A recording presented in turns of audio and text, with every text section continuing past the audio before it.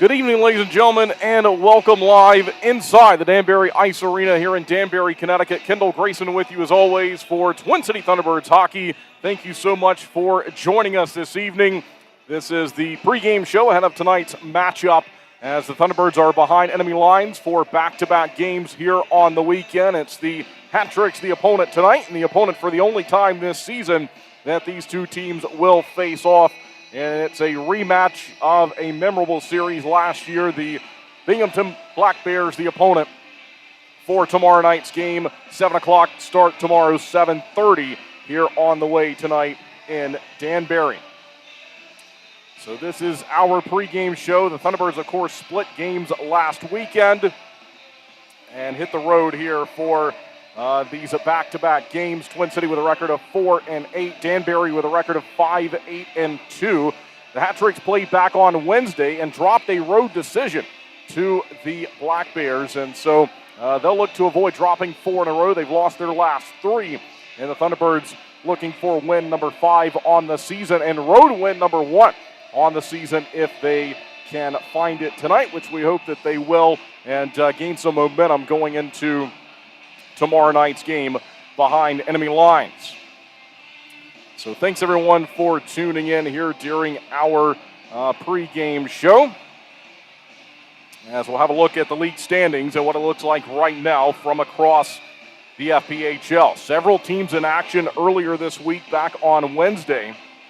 And on the Continental Division side of things, it's Athens at the top with 29 points, Monroe in second with 28, Columbus is in third with 25 points on the year, PD in fourth with 22. Then it's the Thunderbirds in fifth place in the division, Biloxi right behind with 9 points, and Baton Rouge last in the division with 5. Binghamton with a 12-2-0-1 record. They do have the shootout wins. They've won 13 times this season, but they lead the Empire Division, and again, that'll be the Thunderbirds' opponent tomorrow night. The fifth place team in the Empire Division is their opponent coming up next, the Danbury Hat-Tricks.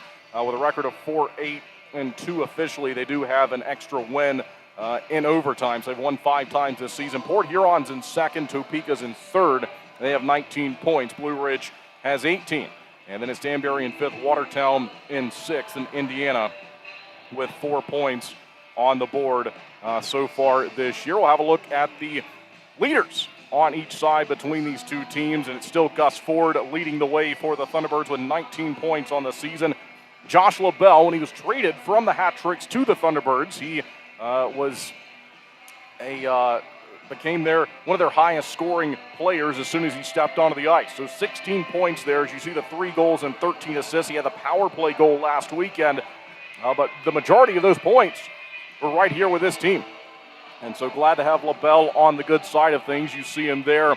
If you're watching on the video version of the broadcast, Zach White with 15 points. He had the big hat trick last weekend back on Friday. It'll be number 31, Dyson Skinner, who will get the start tonight as well as we do every night. We'll bring you the starting lineup presented by Geico of Winston-Salem. Boris Babick, the backup goaltender. Dyson Skinner, the starter this evening. And there on the other side, we see Levkov, Welch, and Ruiz leading the way for the hat trick. Sebastian Rissar, the netminder, and with you see number 31 on the right side, a .927 save percentage. He will be the goaltender tonight, so it's the 2 number 31s that will match up in tonight's game between these two teams. So that's the goaltending side of things for each team. And we thank you for tuning in here inside the Danbury Ice Arena, the only meeting between these two teams this season. And if you're watching on the video screen, you see the top about 10:20 left on the board as the countdown is underway to get down to 7:30 for the scheduled puck drop for tonight's game. We will now step aside, and when we come back, we're going to hear from head coach Steve Harrison for a weekend preview that we recorded earlier this week. So we'll take a listen to that and then be back for the Pine Tree Tavern first period. But that's what's coming up next. Thanks again for tuning in. The puck drops tonight at 7:30. Quinn Services has been serving North Carolina for over 50 years, ensuring the safety and comfort of our customers' homes. We take pride in bringing together the best electricians, plumbers, and heating and cooling technicians to bring convenience and unbeatable value to our customers. Life can be hectic. What better way to simplify than to have one company you trust to take care of all of your home's repair needs?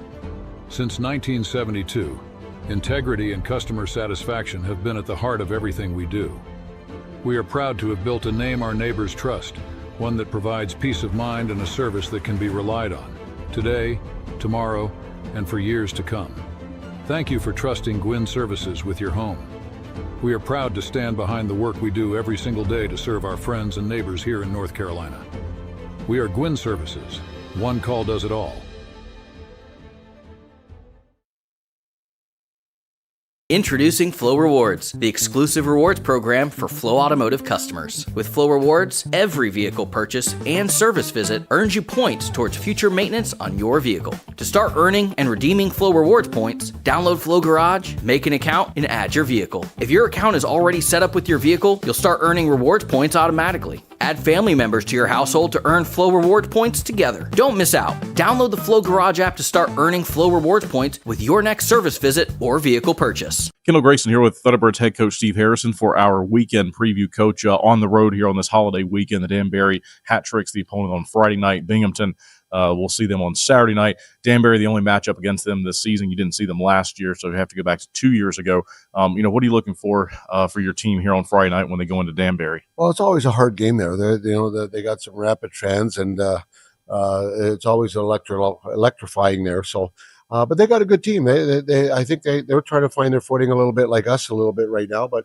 they got a good team, and we're going to have to come and play. So every time in Danbury, it doesn't matter what team goes in there. You talk to other coaches, it's always a tough game in there. So that's what I'm expecting, and we got to get more consistent. That's all. I'm worrying more about how we're going to come out and play, and we don't mind the road. And as I said, hopefully we can come out, play a full 60 minutes, and play the way we can play, and we should be in good shape. Binghamton, the opponent the next night on Saturday night. There'll be some travel, obviously, going from Danbury then to Binghamton. Same question. What do you expect there when we go in there on Saturday night? Well, they're going to come at us hard. You know what I mean?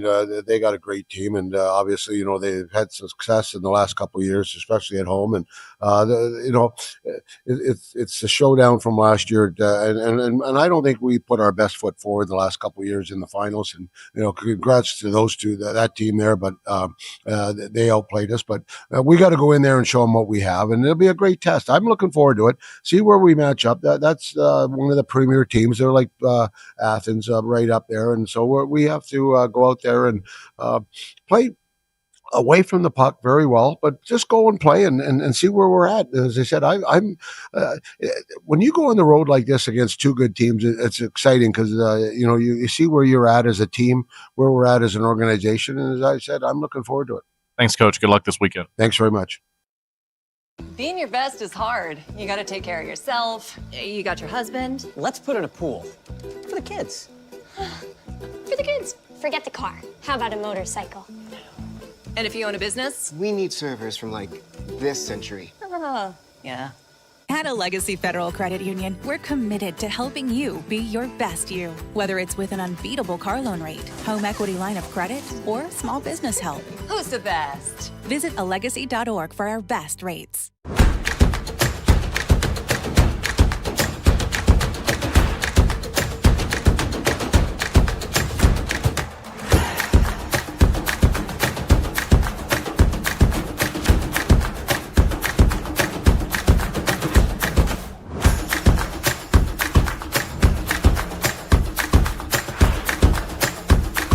Finish strong. Start here. Atrium Health Wake Forest Baptist.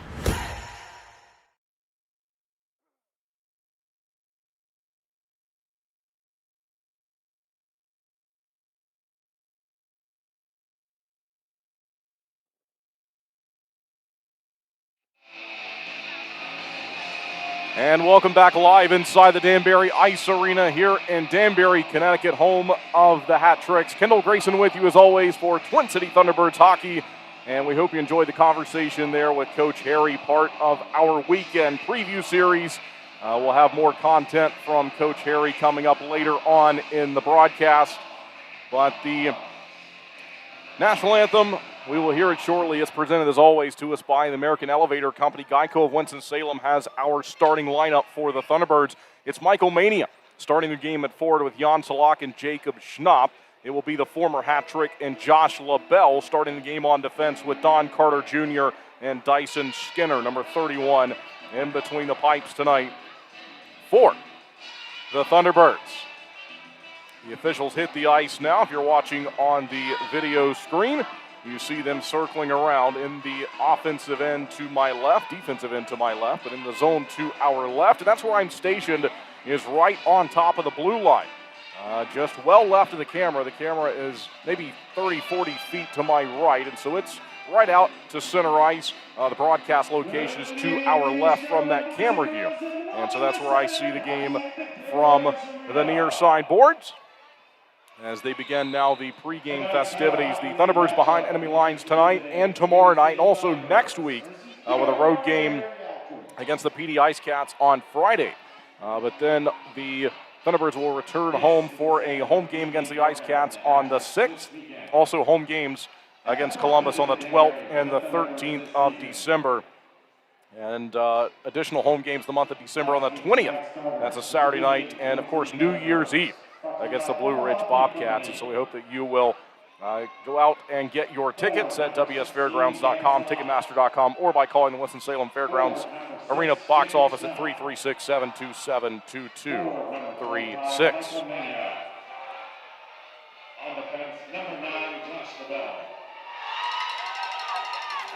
And there's the welcome for Josh LaBelle as he returns to the Danbury Ice Arena. And so it's the Thunderbirds in the road white sweaters. They will move right to left in the upcoming Pine Tree Tavern first period. They hit the ice first, and then we await the entrance of the hometown Danbury Hat Tricks tonight. Pine Tree Tavern has the first period, Flow the second period, and Culver's the sponsor for the third and final frame of regulation time. As we always do, we will keep everyone updated on the out-of-town scoreboard report as we go throughout the games this evening. I mentioned back on Wednesday it was a busy schedule in the FPHL. The Thunderbirds did not participate. They were off on Wednesday. But Danbury suffered a 6-3 loss to Binghamton on the road. Port Huron beat Indiana by a final score of 4-2. PD a 4-1 win over Blue Ridge. 5-4, the win for Columbus on the road against Biloxi, and Monroe won a 5-1 decision on the road against Baton Rouge. That was earlier this week back on Wednesday. And here on this Black Friday on the out-of-town scoreboard report, it will be Columbus and PD tonight. Binghamton playing Watertown on the road, and the Black Bears return home to host the Thunderbirds tomorrow. Blue Ridge on the road against Indiana. Biloxi with a road game against Baton Rouge. And Topeka will host Port Huron as the Hat Tricks hit the ice.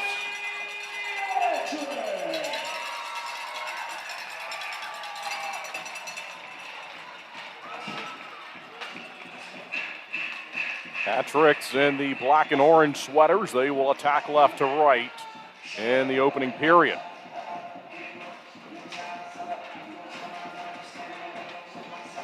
And so now we just await the announcement of the starting lineup.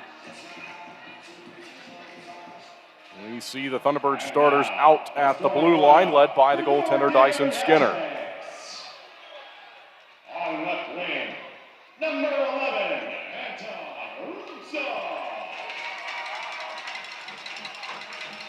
center, number 19, the captain, Johnny Reed.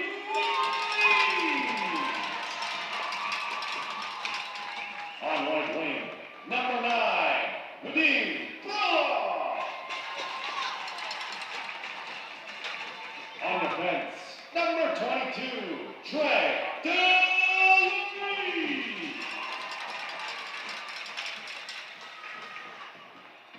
Also on defense, number 2, Kaden Bonnell. And in goal, number 31, Sebastian Risa. The coaching staff for your Danbury Hat Tricks, General Manager AJ Galante, Head Coach Don Yurchin, Assistant Coaches MJ Merkel, John Krupinski, Athletic Trainer Adrian Dembeck, Equipment Manager Davey Cuccia, and Assistant Francis Cuccia. Ladies and gentlemen, boys and girls, at this time, we ask that you stand if you're able, remove your caps, and direct your attention to the flag, as we honor those who protect our freedom. Singing the anthem tonight, and a special rendition for the holiday weekend, God Bless America. Please welcome the Mad Hatters.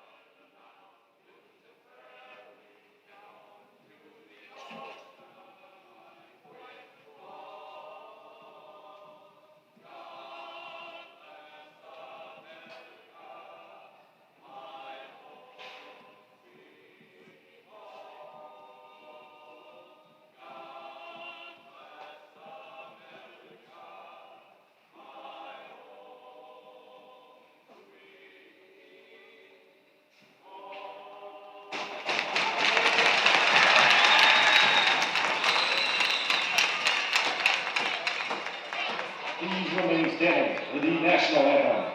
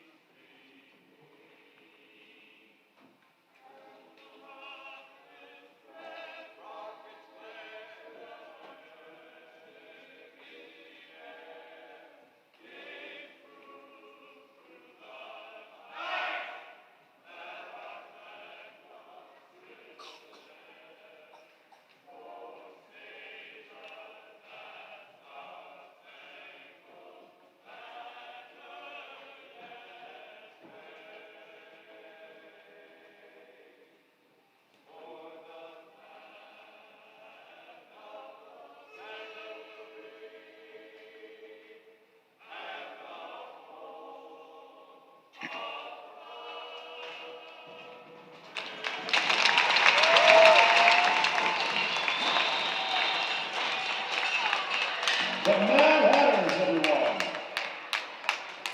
And it's the national anthem presented by American Elevator Company.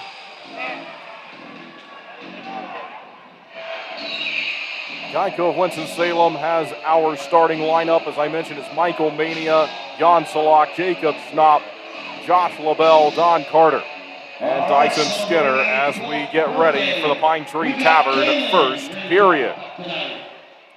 Well, thanks for tuning in here on the weekend. These two road games behind enemy line, our Black Friday game right now, and then the road matchup on a Saturday night in Binghamton tomorrow night. Much anticipated showdown between the Thunderbirds and the Black Bears. But first, as I mentioned, it's the only meeting between these two teams this season. They have LaBelle go out there for the ceremonial puck drop, so that's a nice touch. And almost ready to go. So it's the Thunderbirds attacking right to left in period one. The Hat-Tricks will move left to right. Hat-Tricks have 4 regulation wins, looking for regulation win number 5. And the Thunderbirds also in search of win number 5 on the season. And I mentioned if they could get it done, it would be the first time they've won behind enemy lines this season.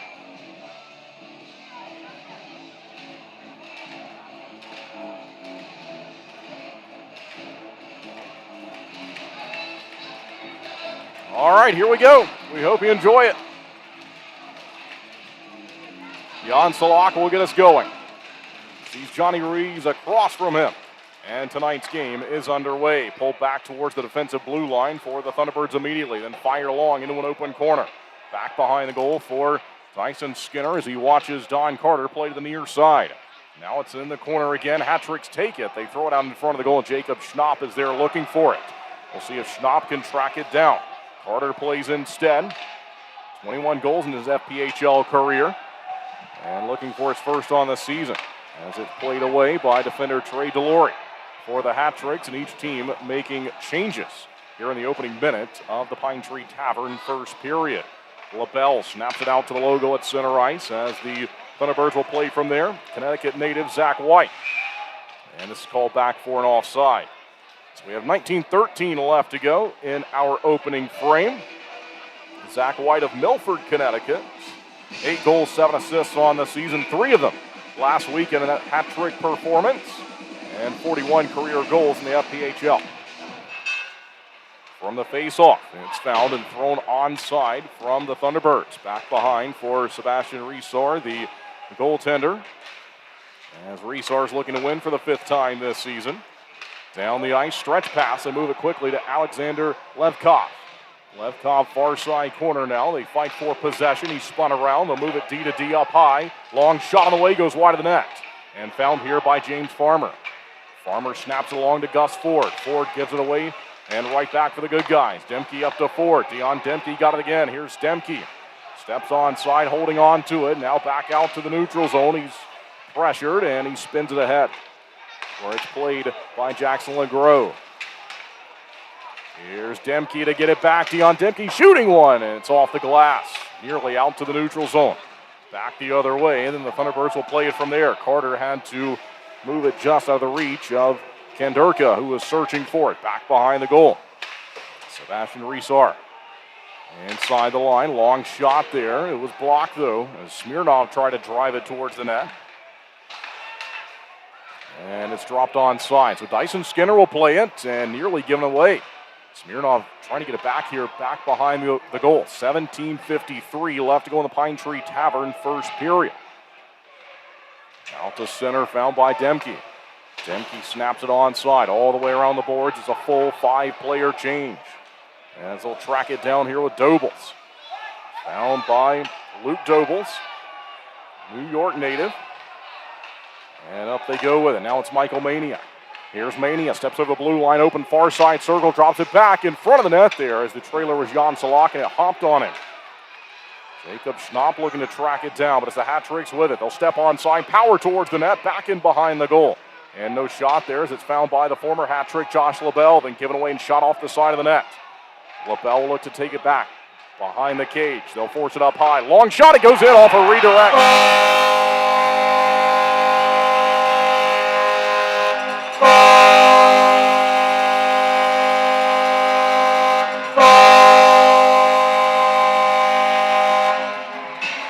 And this one bounces in from Johnny Ruiz, and it's 1-0.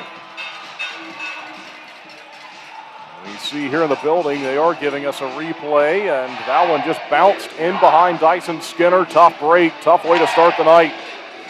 But with officially 17:06 to play in period 1, it's Danbury on top by a goal.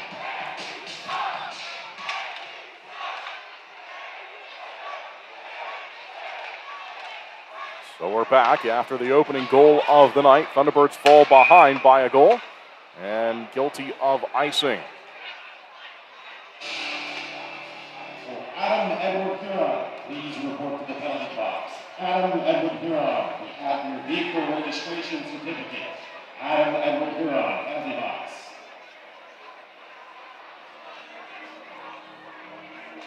So it's Johnny Ruiz even strength at 2:55 of the first. Here come the Thunderbirds in from center ice, and Zach White steps onside, looks to fire it as Twin City attempts to get this thing tied up here in the first period. It's Farmer up high. They'll move it to Blomquist. Liam Blomquist now finds Zach White, goes way across the zone. They missed the pass. Looking for Kate Hanley. So back out to center. Shots on goal, by the way, even, officially at 2-2. Twin City plays in with Farmer and gave a quick pass to White. Then it's played by Demke, rolling puck, and Farmer finds it. Snaps it back to the logo at center ice. 16-16 left to go. In a Pine Tree Tavern first period. Thunderbirds on the road this weekend. Back-to-back games and down by a goal. Goes off the skates of Keeley. Then grabbed and played along the red line. They'll look to move it ahead. And Smirnoff gave it away, but it'll be Farmer to track it down in the defensive zone. They throw it out in front, and here's another tip. And this time turned away by Dyson Skinner. And they do now announce the goal to Ruiz at 2:55 of the first period. Thunderbirds still in front of the goal, and it's in on net and shut down by the pad of Sebastian Rissard. And that nearly was a bounce that worked out for the Thunderbirds. But it's out to the neutral zone and found from there. So they'll lift it down the rink, back behind the goal, chip to the far side. And Butita played it ahead, just out of the reach of Keeley. Butita looking to track it down along with Demke as they apply pressure in the attacking end. But it's the Hat-Tricks with it. Lifted in from center from Justin Lavalley. Up top they go, then it's thrown towards the net, and Skinner has it. 15:06 left to play in the first period. And the Thunderbirds still down by a goal. So even strength goal scored by Johnny Ruiz at 2:55 as they welcome Josh LaBelle back to town.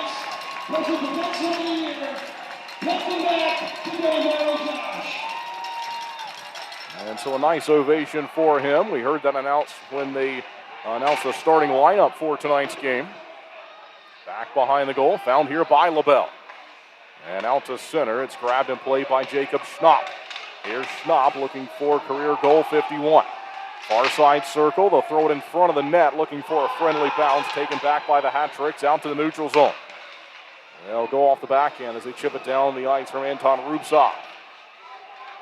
Fouled by LaBelle. LaBelle crunch, stays on his skates though. Skinner looks on as the Hat-Tricks move it along in the zone. They'll throw it towards the goal. That time it got blocked and settled down back behind the net. So Thunderbirds will find it from there. Looks like Mania will look to track it down. Long shot. This time Skinner able to see it and makes a save on it. LaBelle nearly gave it away. Sulak will find Mania. It's Mania up the wing, then through the neutral zone. He'll move it ahead.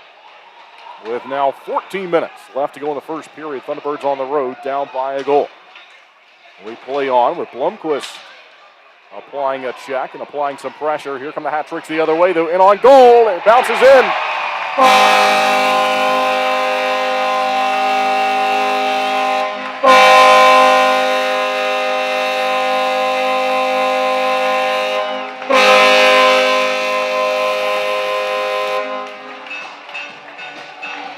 Alexander Ledkov makes it 2-0. 0-4 Berthier scores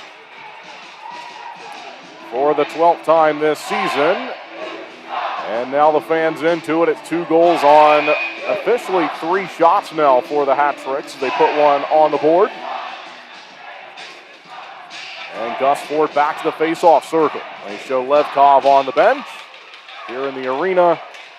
And just like that, Thunderbirds down by a couple of goals early on in the hockey game. Still waiting for the first media timeout. It's fired in from center. It'll be played by Dyson Skinner off the backhand. That one bounced towards the near side post, and Thunderbirds tried to save it at the last second. Couldn't do it. Another chance down low now. Look out, and on goal, and this time a dribbler that Skinner saw and covered it. And that will take us to the opening media timeout of tonight's game. So we have 13:26 officially left to go in period number 1. And the Thunderbirds down by 2.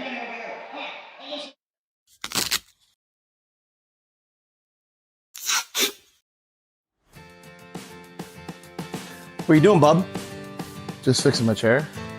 You should call Contract Business Solutions. Good idea. I'll give them a call. Proudly serving the Piedmont Triad area for over 17 years, Contract Business Solutions partners with leading manufacturers to create innovative, budget-friendly workspaces. From design and layout to delivery and installation, explore our capabilities at cbsworkspaces.com. 2 pillows, endless possibilities. At Cotton & Crate, we make it easy to refresh your home season after season. Our 18x18 and 12x20 pillow sizes pair perfectly with our seasonal collections of interchangeable covers, so you can refresh your style anytime without cluttering up your closet. We're proud to team up with the Twin City Thunderbirds, celebrating hometown spirit and the comfort of home on and off the ice. Thunderbirds fans, enjoy $5 off your order at cottonandcrate.com with the code TBIRDS. And welcome back. Following the opening media timeout, we play on here in our Pine Tree Tavern first period. From the face-off, they'll eventually move it out towards the neutral zone. And we'll see if the Thunderbirds can track it down with LaBelle in the defensive zone. Shots on goal are now 4-2, favoring the Hat Tricks, and they work with a 2-goal lead. In from center, here's Gus Ford after he got it from Schnapp, rolling in front there. And that nearly worked out. Here's Josh LaBelle. Into the corner. And Zach White finds it, shoots one. Save made by Reesar at the top of the crease. And it remains 2-0. Good chance, though, there for the Thunderbirds. And the shots are now even at 4-4. Cristo will play in from center, fires along the glass. And we'll see if Twin City can find it. It's chopped ahead by Zach White. So back-to-back goals to start the game here for Danbury in the first period. Here comes White back onside, goes across and looked to bump it in front. They fire one off the back of the goal as Reesar fell down, and they stopped the play as that looked like it went off the back of the goal. And I think the referee saw the net maybe was dislodged there, and that's why he stopped the play and he puts it back into place.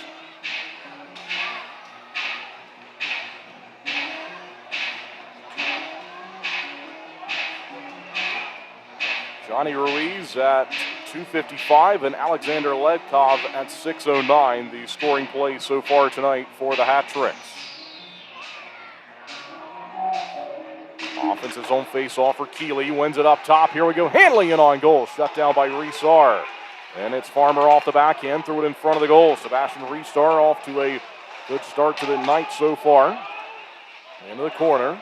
Here's Keeley, pitchforks it off the backhand, and across they go. Nate Hanley tries to squeeze one down low. He'll find Don Carter with 8 minutes gone by in the period. Now it's Nate Keeley, his turn to play the puck. You hear the tap of the stick from Farmer. He was calling for it. Hanley will play it.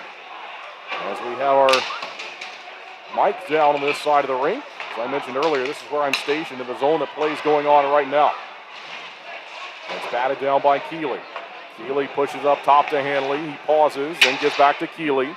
Down low they go. Takes a friendly hop off the end wall, in on goal, and a save made by Sebastian Reesar. Whitby, Ontario native, looking for his 5th victory of the year. Shots are now 7-4, favoring Danbury. No score between Columbus and PD. Also no score with Binghamton and Watertown. And no score between Blue Ridge and Indiana. As we'll keep you updated on the scores from around the FPHL as the night continues. John Salak to the face-off circle. And it goes into the near side corner. So it's back behind the goal, played by defender Caden Fennell. Good collision at center ice. Here's Dobles, chops it ahead. Demke racing for it, found by the Hat Tricks. They'll pull it back behind the goal. Ian Tukane down the ice. And Skinner sees it. There's LaBelle to play it. Thunderbirds down by 2, trying to find it up high in the zone. Hat Tricks have it. Long shot up and out off the deflection. That was Ruiz trying to score again tonight, but Josh LaBelle steps in front of it and from the deflection forces it up and out of play. Pine Tree Tavern brings us the first period. It's the Flow second period, the Culver's third period. We had the Geico of Winston-Salem starting lineup, and of course American Elevator Company presents the national anthem. And this one gets chopped out to center off the face-off, the attacking end for the Thunderbirds. Here's Skinner, needs to play it. He does, and he flips it forward here. So it's found by James Farmer. Farmer out towards the red line at center. Then it's back the other way as the Hat Tricks have it again. They'll drop it back onside. We have 10:35 left to go in the period. Out to center, good heavy pressure, and here we go. Thunderbirds have it. Gus Ford steps up with it, fires one, got his own rebound, wraparounds in front. White scores! Zach White cuts the lead in half. It's 2-1. It's a rush up the ice, and the Connecticut native Zach White has scored for the 9th time this season. 42nd goal of his career. And the 5th shot of the night goes in for the Thunderbirds. So it's 2-1 now with 10:27 left to go in the Pine Tree Tavern first period. That's a big answer from this team after they fall behind by 2. And now we got a 1-goal game again. So Zach White stays red hot. Did not play on Saturday after the hat-trick performance last weekend on Friday night. So consecutive games for him scoring a goal. Top of the far side circle, it's snapped ahead as the Thunderbirds now look to tie the game. It's been all 5-on-5 so far. No penalties have been called tonight. Here's John Butita, shoots one. Good save made with the blocker of Sebastian Risar. Out towards center. Butita off the backhand, chopped down. Here comes Levkov. They cross 3-on-3 onside. Takes it down into the corner, goes back behind the goal. Centers in front of the net and fouled by John Butita. So here's Butita to play ahead as they'll announce the goal to Zach White. Gus Ford on the assist. Down in the far side corner, it's the hat-tricks to bring it out to the neutral zone again. 9.5 to play in the Pine Tree Tavern first period. Goes into the near side corner, chopped at by Jacob Schnapp, then Ford finds it. And out to the neutral zone, played ahead by Trey Delory. Farmer goes in the corner to locate it. Here's Dobles. Dobles finds Carter with it. Carter couldn't move it out of the zone. Back inside, down behind the goal line. Fouled by Farmer. Dobles to Farmer, now to Schnapp. Here comes Gus Ford, flying onside again. And shoots one, but it's blocked. Falls down to Schnapp and on goal. Save made by Risar. And now maybe a problem after the whistle. But this will send us to the media timeout. It's 2-1. Zach White and the Thunderbirds on the board. Best electricians, plumbers, and heating and cooling technicians to bring convenience and unbeatable value to our customers. Life can be hectic. What better way to simplify than to have one company you trust to take care of all of your home's repair needs? Since 1972, integrity and customer satisfaction have been at the heart of everything we do. We are proud to have built a name our neighbors trust, one that provides peace of mind and a service that can be relied on, today, tomorrow, and for years to come. Thank you for trusting Gwynn Services with your home. We are proud to stand behind the work we do every single day to serve our friends and neighbors here in North Carolina. We are Gwynn Services. One call does it all. Every car gets warning lights, but did you know the color actually means something too? Red indicates an issue that requires immediate attention. Orange indicates a less urgent issue, like a vehicle service requirement. Blue and green give you information on lights and indicators. The more you know with Flow.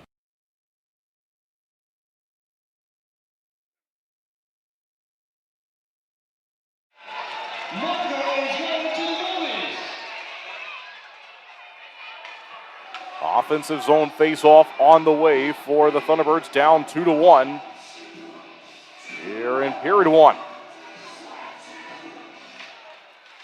it's one back. Zach White, the goal scorer, to LaBelle. Across they go. Long shot, and it pings loudly off the glass. So that missed everything, and the hat-trick's in from center. Looking to go up by 2 again. They go across the zone. They'll fire one. Good save made there by Dyson Skinner. That was not easy. Ford snaps it along to White, onside. Now Gus Ford finds it for himself.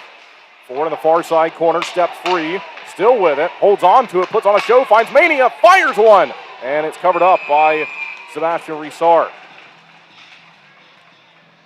And so another good little rush down the rink that time for the Thunderbirds, using speed, moving right to left. And Mania chopped at it.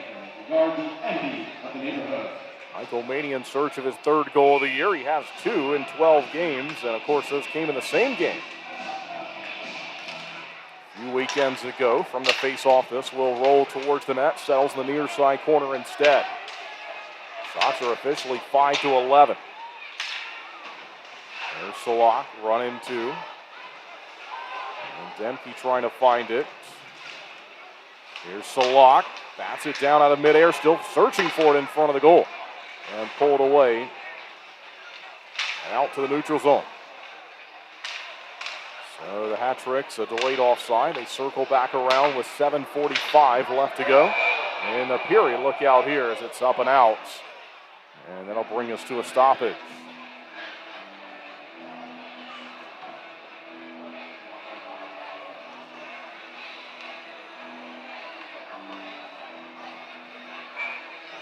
Still no score in the other games going on right now around the league.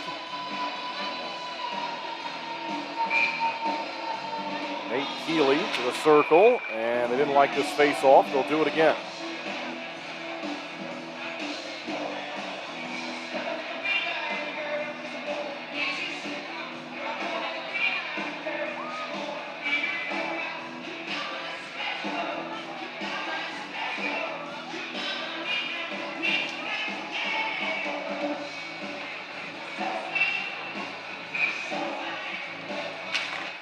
And finally, we play hockey again. And it's LaBelle to pull it back towards the defensive blue line and try to squeeze a pass through the neutral zone. It was shut down. They go D to D on the pass to find Hanley. It's up the rink. Good pressure from Keeley and Carter. And to center ice, fouled by Danbury. Here they go. Top of the near side circle. Levkov waits, holds on to it, surveys the ice, swings a pass across. They'll go in front. And Hanley there involved with a tie-up, far side corner. They'll try to find it. It's Belfay he was tied up with. Inside the line. Bristow loads up, shoots it well wide of the goal. There's 7:04 left to play in the Pine Tree Tavern. First period tonight, found by LaBelle in the corner. And trying to bring it out of the zone. Turnovers. It's fired off the glass behind Skinner. It looked like LaBelle may have been hooked as he was trying to swing that pass high in the zone. And Danbury able to capitalize on it. Here's a shot, and Skinner's got it. So a good save there by Dyson Skinner. Shots on goal now 7-11. Still favoring the Hat-Tricks with 6:46 to play in the period. Danbury on the board twice with back-to-back goals from Johnny Ruiz and Alexander Levkov. And then Zach White able to find a goal, assisted by Caleb Ford, Gus Ford, of course, at 9:34. And we heard the origin of that nickname, the Coach Harry show a few weeks ago. Long shot, and from the face-off, this one's swallowed up by Dyson Skinner with a glove save. Coach Harry's show will be part of our intermission programming throughout the weekend.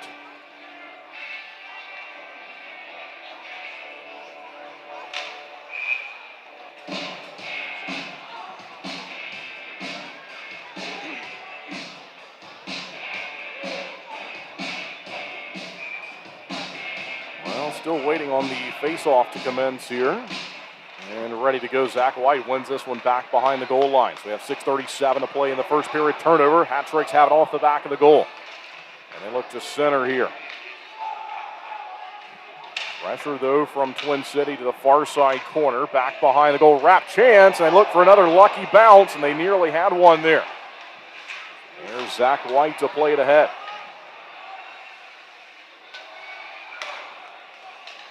So the Hat-Tricks go back to regroup from the defensive end. They'll load up and shoot one onside from the red line. Found by James Farmer. Farmer plays to center, and this hit the linesman just out of the reach of Dion Demke. 14 minutes gone by in the first period. Thunderbirds behind enemy lines both games this weekend. Danbury, Connecticut tonight. Binghamton, New York tomorrow night. And down by a goal right now at 2-1. Back behind the goal line, near side. Smirnoff plays off the backhand. Then flipped out towards the neutral zone. Back and forth we go. Found by Demke. He's run into. And the Hat-Tricks goaltender Sebastian Reesar plays. They'll eventually move it down the rink, and it's found by the former Hat-Trick and Josh LaBelle. LaBelle pulls it slowly back behind the goal, holding on to it. Stick handling from one side, now to the near side. And it's Jan Salak. And from center ice, to power his way towards the goal, found by Michael Mania.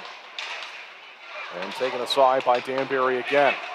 And from center, Noah Robinson gives the pass to Belfay. Austin Belfay back behind the line. Thunderbirds go looking for it. And the near side corner, under 5 to play in the first period.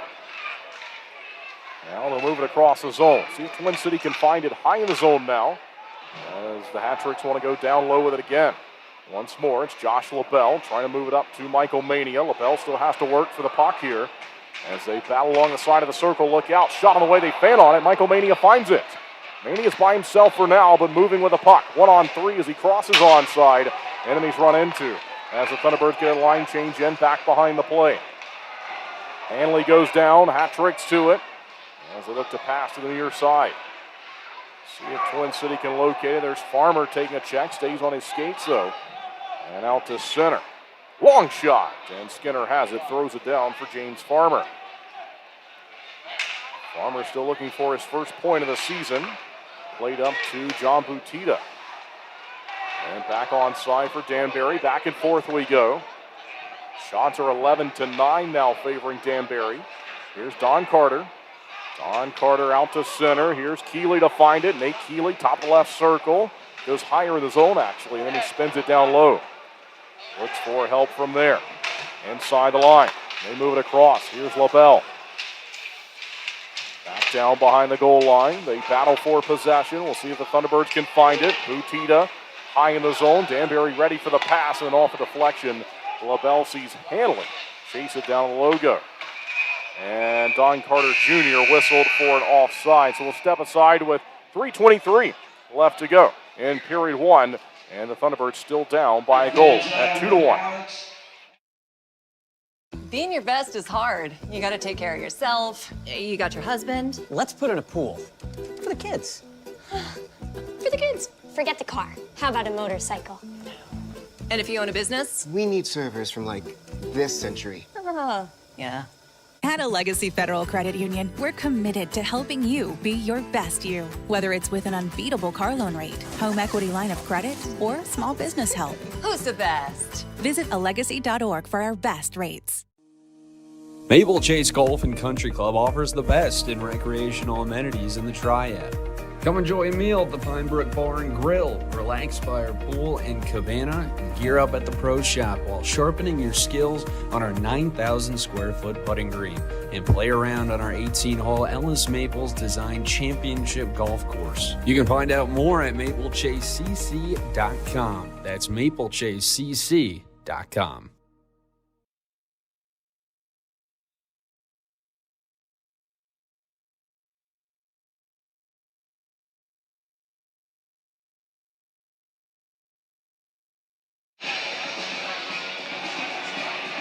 .323 left to go in the Pine Tree Tavern first period. And we're back with the Thunderbirds looking for possession. They'll find it at the defensive blue line. It's moved ahead. And out through center. Ford plays onside, loads up, fires one. It's loose right there in the crease. And LaBelle will find it higher in the zone. They go across, and it's in the skates of Smirnoff. Laid ahead by Ford. Gus Ford looking for it again. Jacob Schnapp out there with Zach White. Here's White.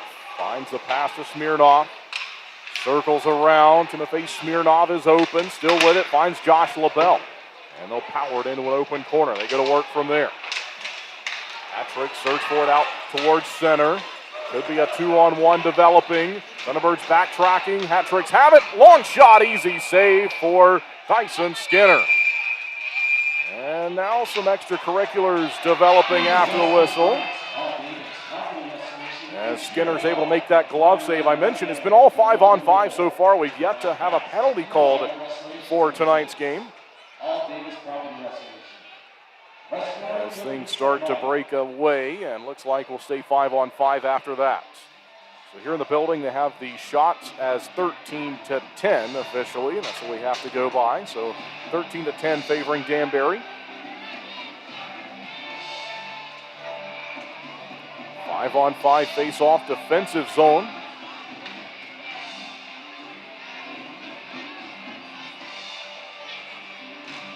And there it is. Twin City finds it. Good face-off victory for Keeley, and then it goes to Farmer. Farmer went into the corner, and eventually it's out to center. Here's Mania, looking to get it from Keeley. Mania goes down in the corner. Butita out there as well in this line. Keeley fighting hard. Look at this effort from him. Diving down the ice, and eventually it's won back by the Hat Tricks. So Danbury throws it out to the neutral zone. Austin Belfay drops it onside. We're under 2 to play in the first period. James Farmer. Pass was caught by Dobles and then nearly given away. Slaps it along out to the center ice red line. Michael Mania plays it ahead. And he gives it up. And the Hat Tricks look to play from there. Circling is Alexander Levkov. Went back behind him on the pass. And in from center they go with it. Josh Newberg. Newberg run into. And the Thunderbirds have it. It's Zach White looking for another one. Gives it to Ford and on goal. Shut down by the pads of Sebastian Rissar. Still onside. Thunderbirds fire one. And a shot blocked. Did not leave the playing surface though. Here's LaBelle. Loads up, fires one. Shot block on him. And Danbury able to flip it out to the neutral zone. It's been entertaining first period so far. We have 1 minute left in it. Thunderbirds down 2-1. And Zach White looking to step onside. He did, but they ruled him offside. And so that'll be a stoppage. Well, we hope you enjoy the first intermission programming coming up in the break. And then after that, we will return for the Flow's second period.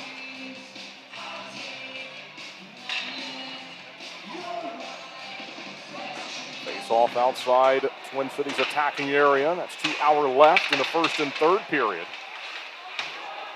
And on goal, Sebastian Rissar stops it. Near side. And Danbury stretches a pass, but it's played by Hanley. Then they get it back onside late in the period. Skinner sees it out in front. They fire it in on him. And that was nearly trouble. Ryan Butita will slap at it to the far side corner. Hanley fighting for it. Hat Tricks have it in on goal. Shut down right pad save by Dyson Skinner. Nicely done there. Shots are 11-14. 15 seconds left to go in the period. And it's fired out to the logo of the neutral zone. Hanley racing to it. Picks his head up and he turns and he'll find a pass to Farmer. Just 5 seconds left now. Schnapp in from center. It's late. He dumps it ahead in on goal, and that's how the period will end. All right, so that's it for the Pine Tree Tavern first period. Thunderbirds fall behind by 2. And then Zach White scores at 9:34. Gus Ford on the assist. And that's where things stand at 2-1. Shots on goal favor the Hat Tricks 14-11 during the first period. Thanks everyone for tuning in tonight as we will head to our intermission break with the Thunderbirds down by a goal. Flow Cadillac is a proud sponsor of the Thunderbirds. Visit 1400 South Stratford Road for a free test drive. Or go online to flowcadillac.com to schedule a sales or service appointment. My family.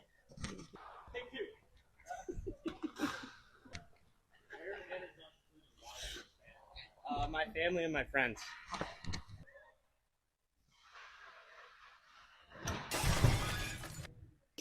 Well, my family and my beautiful wife, the Twin City Thunderbirds. Pack of cigarettes every once in a while, and yeah. Thank you. Yeah. Oh, am I on right now? Yeah. Start again. I'll cut it. Yeah, we'll cut it. My mom, our puppy Chloe, the boys, you guys, God, the Toronto Maple Leafs, greatest team in sports. Do not cut that. Thankful for my family and hockey. My family and my dog especially. Family. Family, friends, everything else in between. My family and my girlfriend. Family. Friends and family. Probably most popular answer, family. I'm gonna go with family and people to still be playing hockey. What am I thankful for? Family, friends. When it comes to performance, speed matters, just like on the ice. Introducing same-day dental crowns right here at Twin Oaks Dentistry. With cutting-edge technology, we craft crowns on site, eliminating the need for temporaries. As proud sponsors of the Thunderbirds, we understand the need for top-notch performance. We're more than just dental care. We're your partners in achieving your best smile. All right, welcome Thunderbirds fans. This is a new segment for Thunderbirds TV, Coffee with Joe. Here we are with your captain, number 14, John Butita. Thank you, John. Thanks for having me, Joe. How are you doing? I'm good. Don't really drink coffee, but I like the idea of this. This is nice. You don't have to drink it. You could just have it in front of you. Take a sip of it. What kind of coffee is it? I have no idea. We got the Keurig going over there, so It's hot. it is very hot. We just brewed it. So. Yeah, that's dark. It is. Yeah. It is. It's strong. It's gonna wake you up. Yeah. So drink up. I will drink up. So John, this is your 8th year in the league, 7th year on the team. Yeah. Tell us a little bit about your career, your journey, and what you're thinking about. My journey down south. Yeah. Yeah. I did 5 years at college at Kent State University, and then I started with Menor Icebreakers in the FPHL. That's the year you guys won it. The Carolina Thunderbirds won it that year. It was my first year in the league. I only played like 8 games that year. And then the second year I started with Menor, and then I eventually got my way down here. Andre Nietzsche was the coach at the time and did his finagling and got me traded down here. And it's been a journey ever since. I think this is my 7th year on the team or 6th year on the team or something like that. 7th year. 7th. Little fun fact, you're only 6 games away from 300 Fed games. 300 Fed games. Wow. Yeah, you've been here for a while. Never thought I'd hear that. But yeah, so no, it's been great. The city's great. I got my lovely wife down here with me now. So she's been down here for 4 years now, full time. So it's been a journey for sure. You said wife now. That happened this off season, right? It sure did. You want to tell us a little bit about that? Yep, got married in October, right during camp, and been together for 9 years now. It's been great. But yeah, we got married right during camp, so I had to miss a little bit of camp for it. But we got married in Jamaica, so right before it got destroyed. Yeah, I got a little. They had a little bit of a storm that hit them pretty bad. So yeah. So you guys got it in there, right? They got I think it was like 2 weeks after we left, so luckily we made it out before it all happened. But yeah, so. Well, you said that was right before the season. What are your thoughts about the season so far? Slow start for sure. We got some work. We got some work to do. We're 4-8 right now, which is a little bit of a change from the following years, but got a good group of guys, and I think it's starting to come along. Harry's got a plan for us, and boys are behind him on that, and it's been good. It's just we got to be better, and these games coming up this weekend are going to be a challenge for us, but I think we can overcome that for sure. I know you talked about the group of guys that you got going on right now. I know a lot of new faces this year. Yeah. Any interesting personalities we got in there? No, it's a little different from the years past because I think there's like 8 or 9 guys that are new this year. So it's locker room's a little different, but that's okay. Change is good. But yeah, there's a couple characters. Anything good? Yeah, they're all good guys. They give us a little something for the fans. What's some interesting stuff that goes on in there? Not too much locker room talk. Not locker room talk. No banter. We got Maniac. He sits next to me now. He's a good kid. We got a couple of the defensemen. D guys are always weird, but no, they're good guys. You got Cade, Maniac's old teammate. You got Doble's a good guy. You got DC. He's been in the league for a while. He's a good dude. We got a Russian kid, real young kid. He's still learning his English, but nice kid. Good head on his shoulders. Trying to think who else. Can't be put on the spot like this. What else am I thinking of? What else did you expect? We got one guy from Danbury. He's an okay guy. I tried getting him a couple years ago. LaBelle. Oh, yeah. No, he's a good guy. He's played against him for a couple years. Played against him when he was a rookie in the league. He actually won it that year with Watertown, and then went to Columbus, and then Danbury, now us. And no, good guy so far. I mean, I haven't very vocal on the back end, which we need that, and brings a lot of energy to the team, which is good. We need that right now. So, but no, yeah, a lot of new guys. It's a little bit of a change. It's been we've had the same team and the same core for since I could remember. I mean, a lot of these guys came in when you and I were playing, and now a lot of them are retiring, so it's different. But again, change is good, and eventually everyone's going to retire, and those are the things you have to look at the end of the day. But so far, we just gotta get better every day. So, well, I know you guys are going on the road now. How have the road trips been this year? Well, I haven't got to play night crawlers yet, so I need to play night crawlers here soon. I heard about night crawlers before. I played last year, and I've never seen night crawlers. Yeah, well, we're not going to get into details about night crawlers. Road trips are great. I mean, I'm a big fan of road trips. I know some guys don't like the road trips, but Athens isn't far. It's only like a 4-hour drive, so that was like our first road trip. And a lot of these new teams that we have, like PD, they're only like 3.5 hours, and Columbus isn't too far, and Whitville's right down the road. So, I mean, the biggest trips I think are this one coming up this weekend, Binghamton and Danbury. So, no, it again, I like them. I know some guys don't like them, but you definitely get closer on the bus. It's you spend all that time on the bus with each other. It's fun. I mean, I have a good time. I can't say that for everyone, but I make it fun. I make it entertaining. You do find a way to make it fun. And I was going to ask you about, obviously you, this is what, your 4th year as captain now? Yeah, yeah. It's all kind of a blur to me now, I think. Yeah, I was going to say. Because you were captain, and then you took over right after. I can't remember how many years it's been now. I think it's 4. This is the 4th season. I'd have to EP it. I think I looked at it earlier. It's 4. Yeah, 4 years since 2021, 22. Yeah. So yeah, that was Garrett's first year, right? Yeah, Garrett's first year. Yeah, it's like mid-season that year though. Yeah. But no, yeah, it's been a ride for sure. So, but you as a leader, how do you keep things light and keep guys close? I know I heard you started a new little tradition this year. Yeah, the wife and I, since she became a Batita, she doesn't like that, but since she became a Batita, we decided to do a Sunday dinners at the house. Maybe a podcast coming up soon. Sally wants me to do a podcast about that. Salak. Sunday dinner podcast? Yeah, he wants me to do something like that. I don't know if I could do that, but that's not a bad idea. I think you should.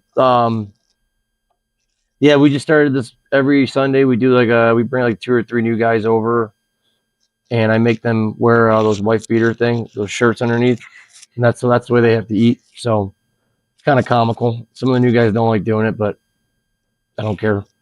No, they're all good guys. I mean, it's a meal that Elena, my wife, cooked, so it's good. I mean, I just started doing it. I've only done like 3 or 4 so far, but I gotta get you over there. So whenever you want, I'm available. But yeah. Oh, that's good stuff. Well, it's I've been a part of your entire career here too, so it's fun to see where we started out and now where we're at. Yeah. Now you just got to show us where we're going. Yeah. So still a long season. I mean, yeah, we got 44 games left. Yeah. So 44 games. So 44 games, 6 months. We got some time here. Yeah. So I mean, again, people only see it from one side. It's a different season. It's we're restructuring a little bit, but that's okay. Nothing wrong with that. So I just think, it takes time for something to gel, and I think people don't see that right now, but I think eventually they will. So yeah. Well, hopefully fans will calm down a little bit here, and then we'll get back on the right track here. But thank you for coming in, John. Thank you for coming to the first thing of coffee with Joe. So thank you, Thunderbirds fans. We'll see you soon. See you soon. When you're craving that slow smoke flavor done right here in Winston-Salem, there's only one place to go, Honky Tonk Smokehouse. From tendered pulled pork and fall-off-the-bone ribs to fresh house-made sides, Honky Tonk has it all. Not a meat lover? They've got delicious vegan options too. And when it's time to party, let Honky Tonk Smokehouse handle the catering and event planning. They'll bring the flavor to you. Stop by 145 Jonestown Road and taste why the locals here can't get enough. Honky Tonk Smokehouse.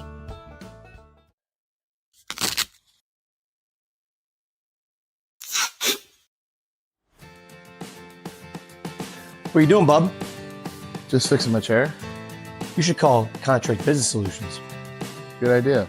I'll give them a call.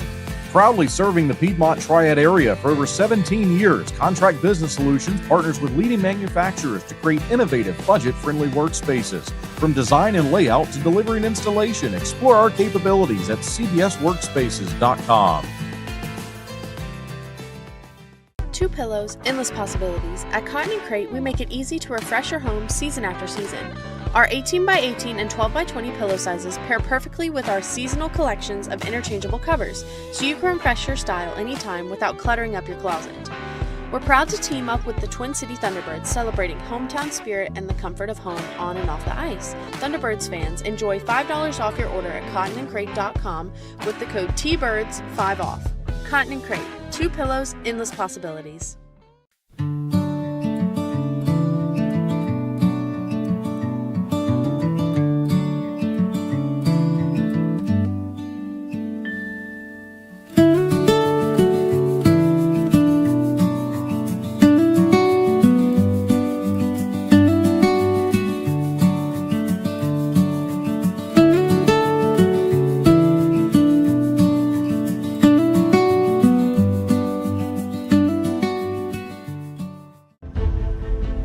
Gwin Services has been serving North Carolina for over 50 years, ensuring the safety and comfort of our customers' homes. We take pride in bringing together the best electricians, plumbers, and heating and cooling technicians to bring convenience and unbeatable value to our customers. Life can be hectic. What better way to simplify than to have one company you trust to take care of all of your home's repair needs? Since 1972, integrity and customer satisfaction have been at the heart of everything we do. We are proud to have built a name our neighbors trust, one that provides peace of mind and a service that can be relied on, today, tomorrow, and for years to come. Thank you for trusting Gwin Services with your home. We are proud to stand behind the work we do every single day to serve our friends and neighbors here in North Carolina. We are Gwin Services. One call does it all.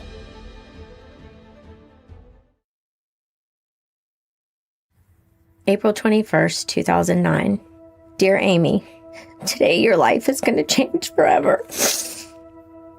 At 5 p.m., you will give birth to a little boy, almost 3 months premature. When the doctor tells you that your little baby has a brain bleed. And the hardest part is when you pack up to go home from the hospital, he won't. But he won't be alone. And all the doctors and nurses at Atrium Health are going to take such good care of him. And they'll reassure you that there's no better place for him to be. But as time passes, you'll begin to understand this child is special. He'll fall in love with soccer, training to someday join the U.S. Paralympic team. This little boy is not only alive, he's thriving. And believe me when I say, everything is going to be okay. How do I know? Because I am you. 13 years later. Sincerely, Amy Wilotica.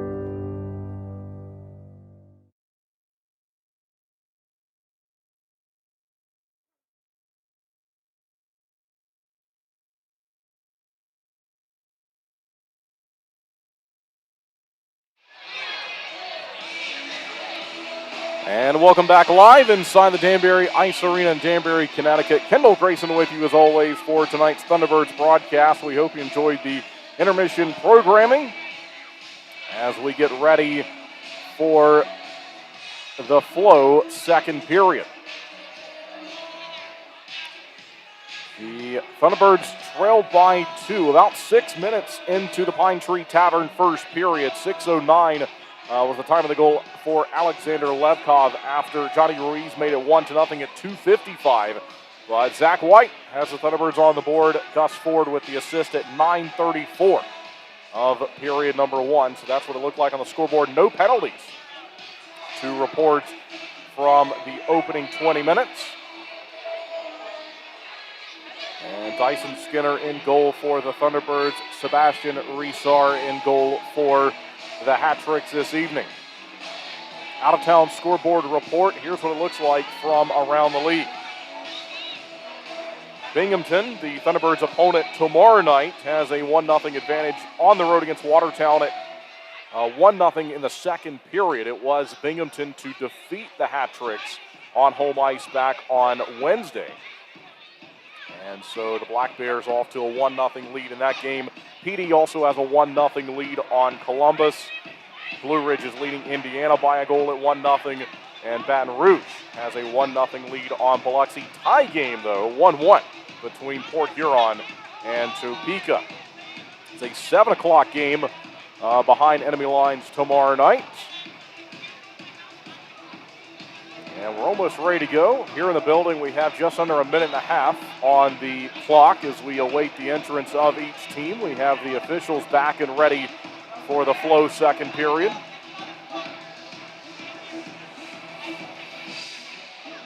Shots on goal, 14-11 for the hat-tricks.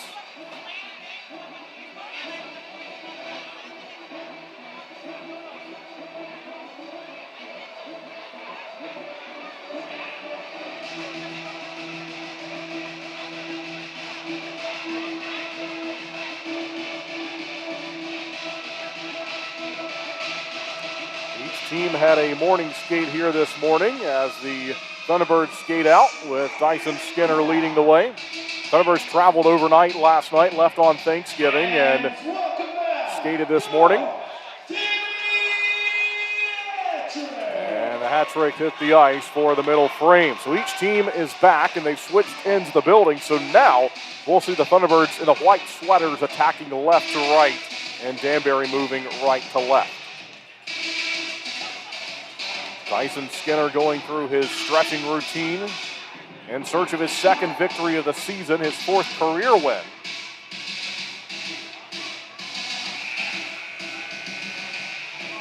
Boris Babick is the backup goaltender tonight. And we've seen a pretty steady rotation the last few weekends with each goaltender getting a game on the weekend. Boris Babick was the guest on the Coach Harry Show earlier this week back at Little Italy on Tuesday. And we asked Coach Harry that question, and he was pretty caged with his answer about whether he would rotate on the weekend or maybe just ride one goaltender moving forward. I don't blame him, as I mentioned at the time. Don't want to give away any secrets early in the week of what he's going to do with his goaltending rotation, but we'll see what it looks like when we get to Binghamton tomorrow. Opening 11 seconds of this period are now over as the face-off at center ice. Eventually, the Thunderbirds threw it towards the goal, and Risar covered it up. And now we've got words down behind the net, back behind the goal line. So we should have an offensive end face-off here in the Flow second period.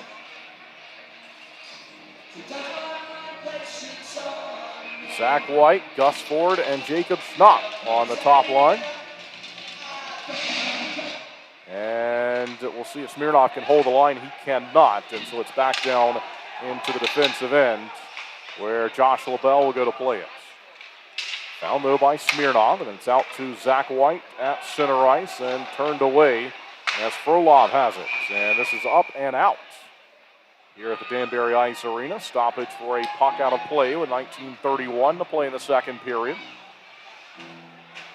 Line changes each way. Now it's Keeley's line. Keeley, the centerman, with Butita out there with Hanley, LaBelle, Farmer.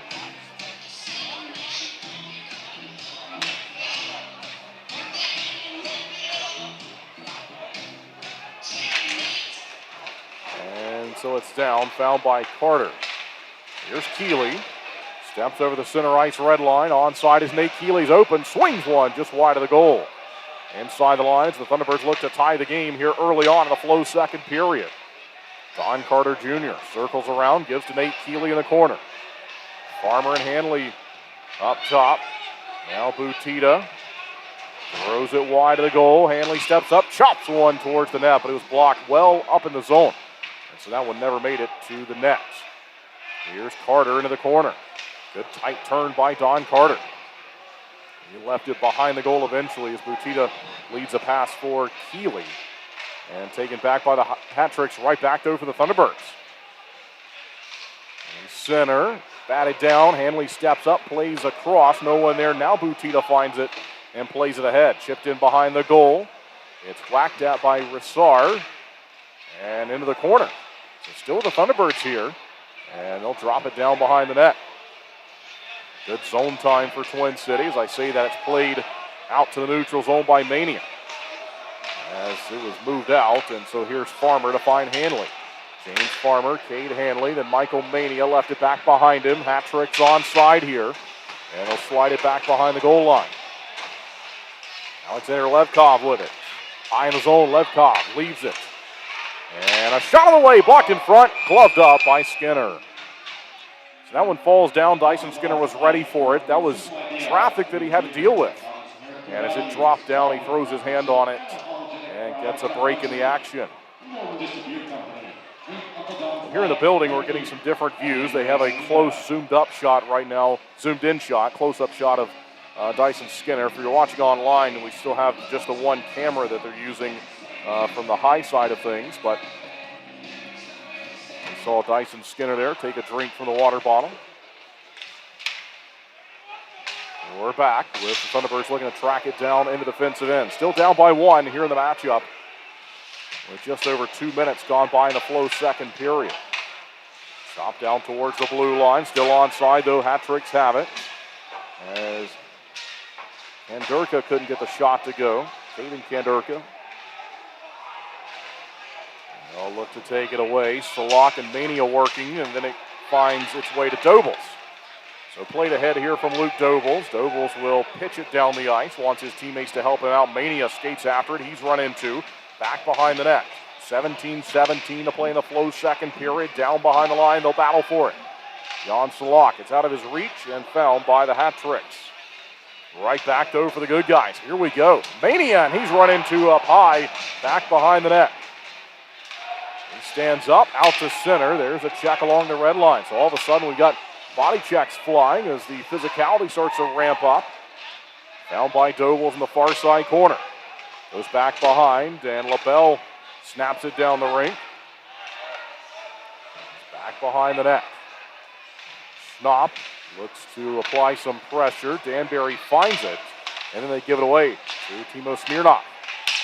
Smirnov calling for it, as you can hear him tap the stick, but then it's up through center. As Farmer looked one way, but then he gave it to Gus Ford. Tried to, the pass was just away from it. Danbury should be called for icing here, and they will. So 16:21 left to go in the Flow second period. That icing brings us to a break. Offensive zone face-off here on the way for the Thunderbirds.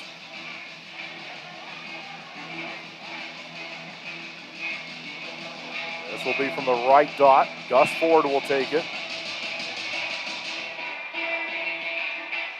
And down he goes. Good job for Zach White to get in there and win that battle. He played it forward, and then it's taken aside and flipped into the Thunderbirds bench, and they want a penalty called. I think it actually went on the other side of the bench. And so they were yelling for a power play, but they won't get one here. And the face-off will be 5-on-5. I mentioned it's been all 5-on-5 so far. We've yet to have a penalty called. And this is taken aside by the Hat Tricks from the face-off. That was Frolov who played it. And it's out to center. Controlled by White. He was looking for Ford. Smirnov pressure to him, 2-on-1, and they stole it. The Hat Tricks did, but it's offside as they attempted to cross over the line.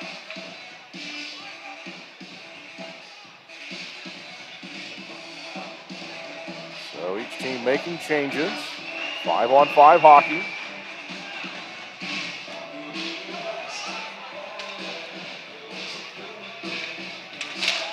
Face off outside the Thunderbirds' defensive end. Found here by Hanley. It's chopped ahead. LaBelle plays it back behind the net. Josh LaBelle will locate it. Flips it out towards the blue line. And the Hat-Tricks will use the glass to keep it onside here. Tukane flipping it ahead. Ian Tukane, Ontario native, plays it again. Slaps it in front of the goal. And shut down by LaBelle. Stretch pass trying to find Carter. He was behind the defenders. They miss him on the pass, and he'll find it down beneath the goal line. Overskated it, though. Now Hanley steps up on a steal. And we'll search for it along the near side. Held on to by Keeley. Flips it off the backhand, back behind the net. Here's Carter. Tries to center it. Up top, long shot through traffic. Goes wide of the net from LaBelle. See if Hanley can locate it. Hanley slams it down, plays it across.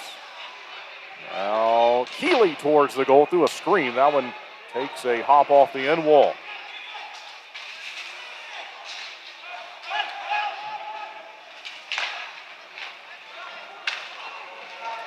Over the line, Boutique onside. Schnapp finds his pass. Drag move, and he squeezes one just wide of the net.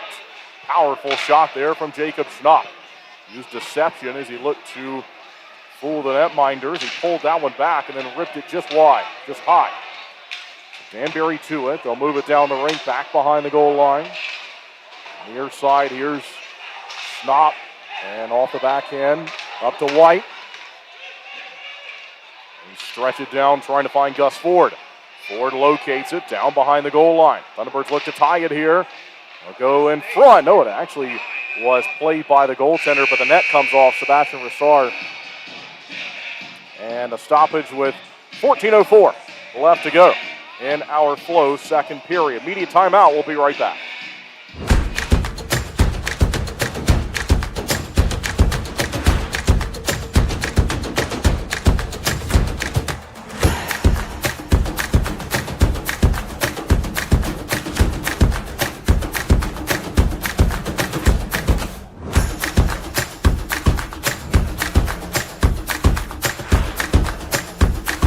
Finish strong. Start here. Atrium Health Wake Forest Baptist. When you're craving that slow smoke flavor done right here in Winston-Salem, there's only one place to go, Honky Tonk Smokehouse. From tendered pulled pork and fall-off-the-bone ribs to fresh house-made sides, Honky Tonk has it all. Not a meat lover? They've got delicious vegan options too. And when it's time to party, let Honky Tonk Smokehouse handle the catering and event planning. They'll bring the flavor to you. Stop by 145 Jonestown Road and taste why the locals here can't get enough. Honky Tonk Smokehouse.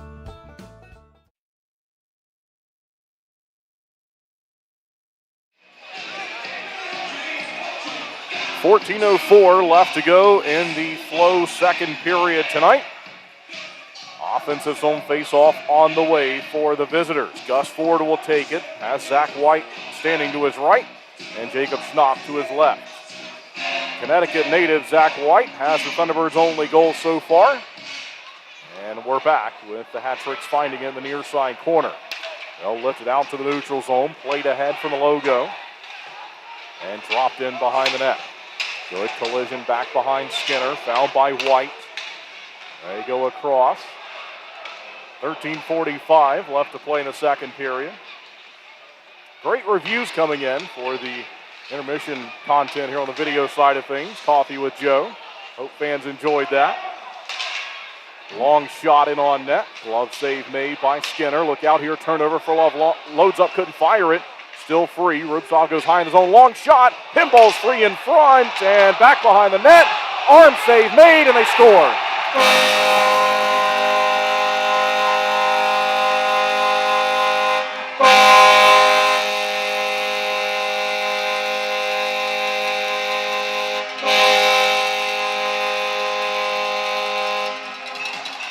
Well, Dyson Skinner did a good job just to halt that first surge. I mentioned he makes an arm save right along the goal line, but it was still free, and it's put in, and it's a 3-1 game.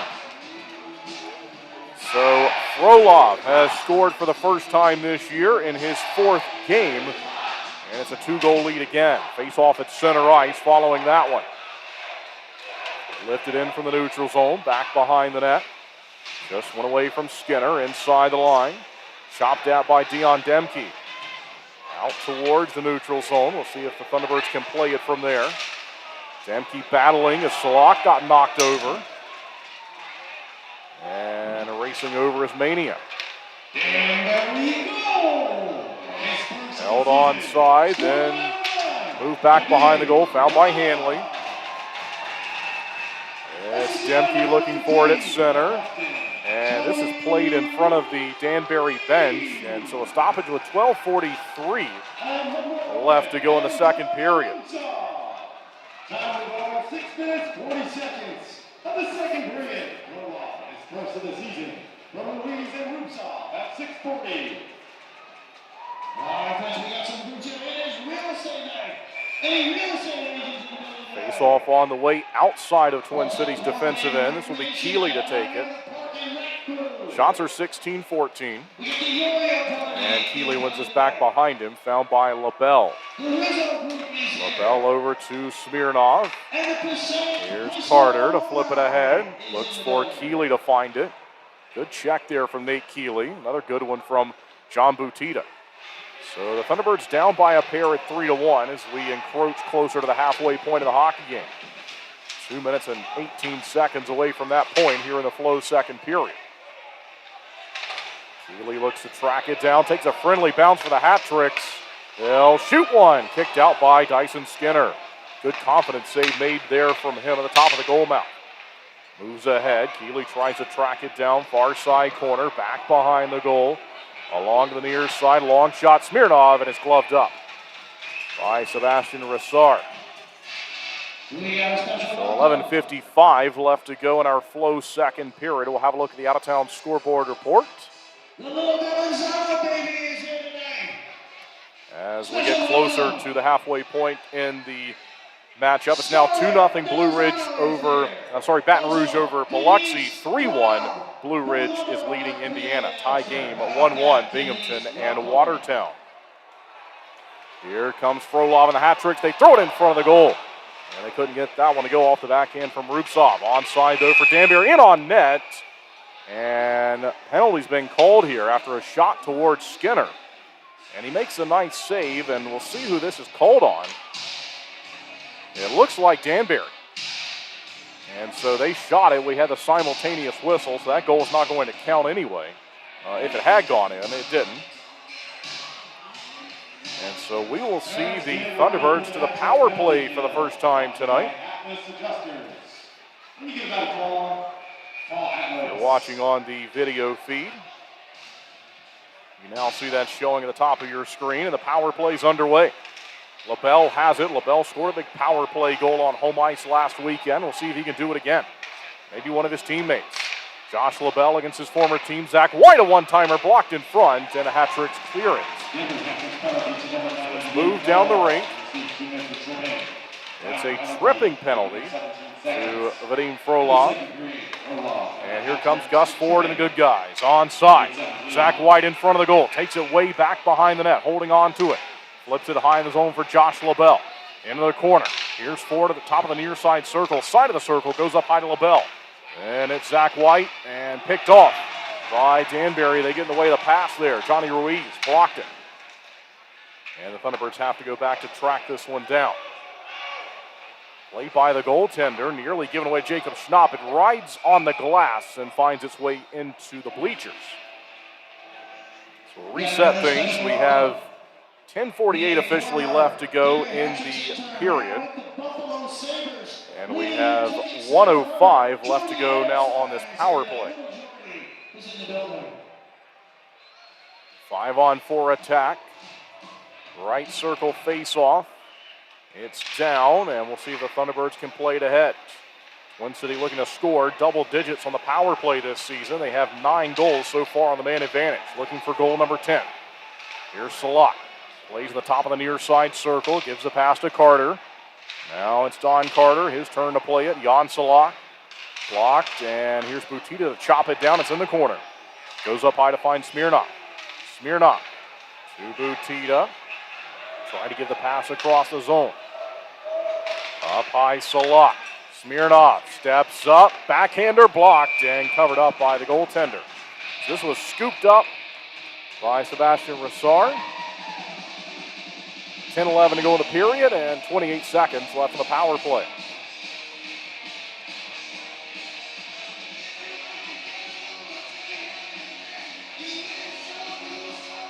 Face-off will go to the far side circle now. Gus Ford has Jan Salak, Jacob Schnapp to his right.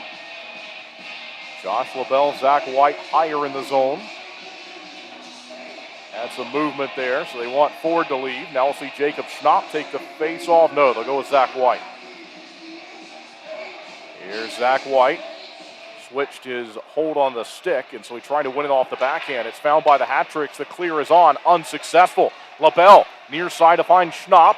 One-timer on the way, and that was from Gus Ford, and the save is made, and that takes us to a stoppage.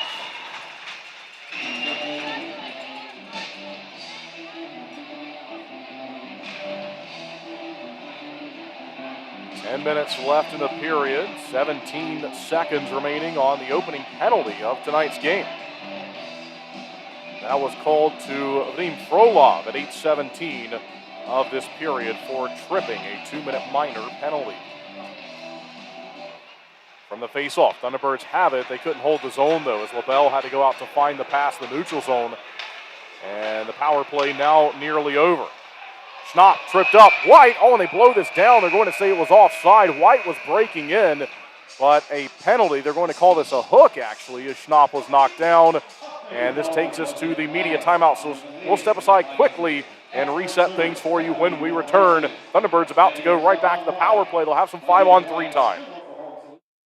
Looking to buy, sell, or invest in real estate around Winston-Salem and the Triad? Meet Jennifer Sapp, your trusted local realtor. With nearly 30 years of deep experience, Jennifer specializes in everything from historic homes and remodels to investment properties, college town housing, and short sales. She's known for honesty, integrity, and making the process as stress-free as possible. Ready to make your move? Call 336-782-3148 or visit jensapprealty.com today.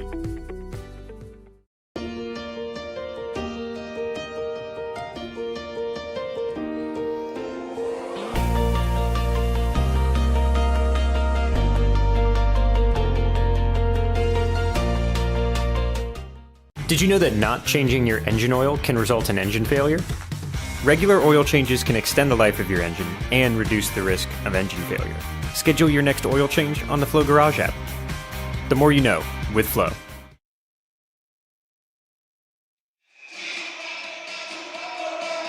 All right, 9:49 left to go in the second period. Two-man advantage. And from the face-off, Salak will go looking for it here for the Thunderbirds and unable to hold the line. So it's out to center, then it's played ahead by the Hat-Tricks, and then Skinner watched it go into the corner.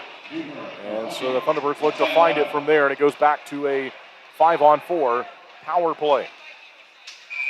And this hits something along the near side, I think, off one of the benches. And so we have a stoppage with 9.5 left to go now in the period. It's a 2-goal lead for the Hat-Tricks. They are killing another penalty. Frolov's penalty has been successfully killed off. It's Josh Newberg who's in there now, hooking at 10-11 of the period. Here's Gus Ford, looks to win the face-off in the attacking area on the power play. Goes to LaBelle, then Ford again. Here's Gus Ford. Way across, they bump it up top. LaBelle, slap shot through traffic. And from the far side post, Jacob Schnapp had a play on it. Just couldn't get there in time. Thunderbirds had a couple of open options there. They went up high with LaBelle. Here's Ford through a screen, doesn't fire. Gives to LaBelle. Josh LaBelle shoots one blocked, and this will hit the netting, and that causes the play to stop. 9:01 now to play in the second period, and on the power play, it's 1 minute and 12 seconds. Thunderbirds have 15 shots on net, now showing 16 and 19 on the board for Danbury.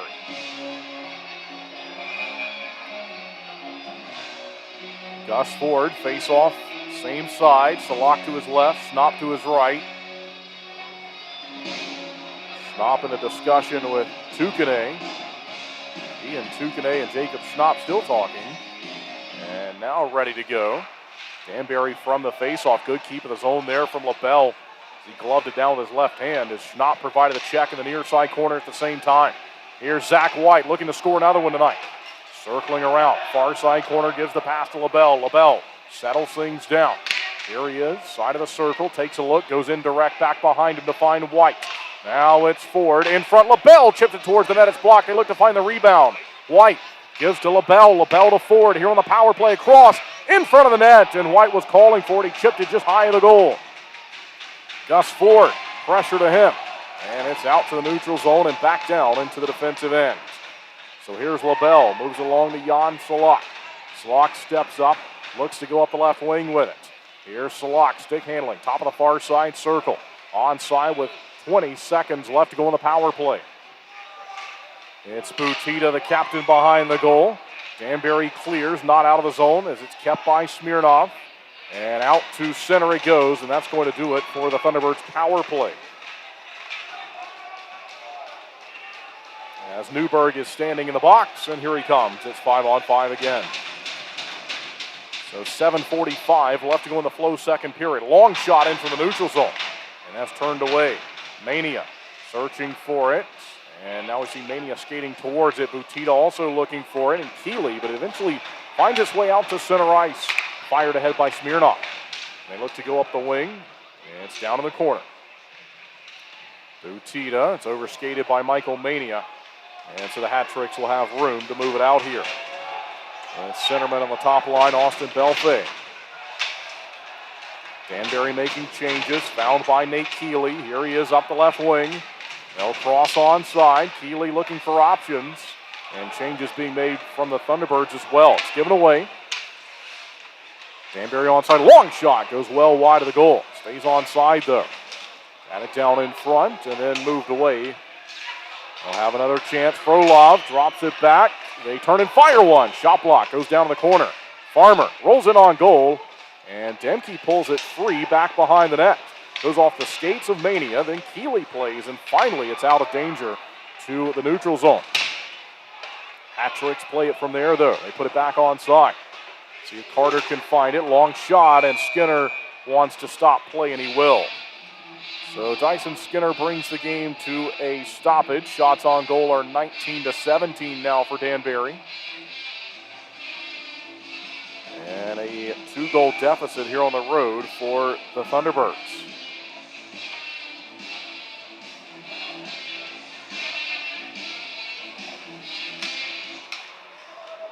Down it goes, and Twin City possessed it from the faceoff, just lost it again though. And so the Hat Tricks will hold the line. Drop it down low. Side of the near side circle. They stretch it across his own long shot, and Skinner has this one. Good glove save made. And that'll bring us to another face-off in the Thunderbirds' defensive zone.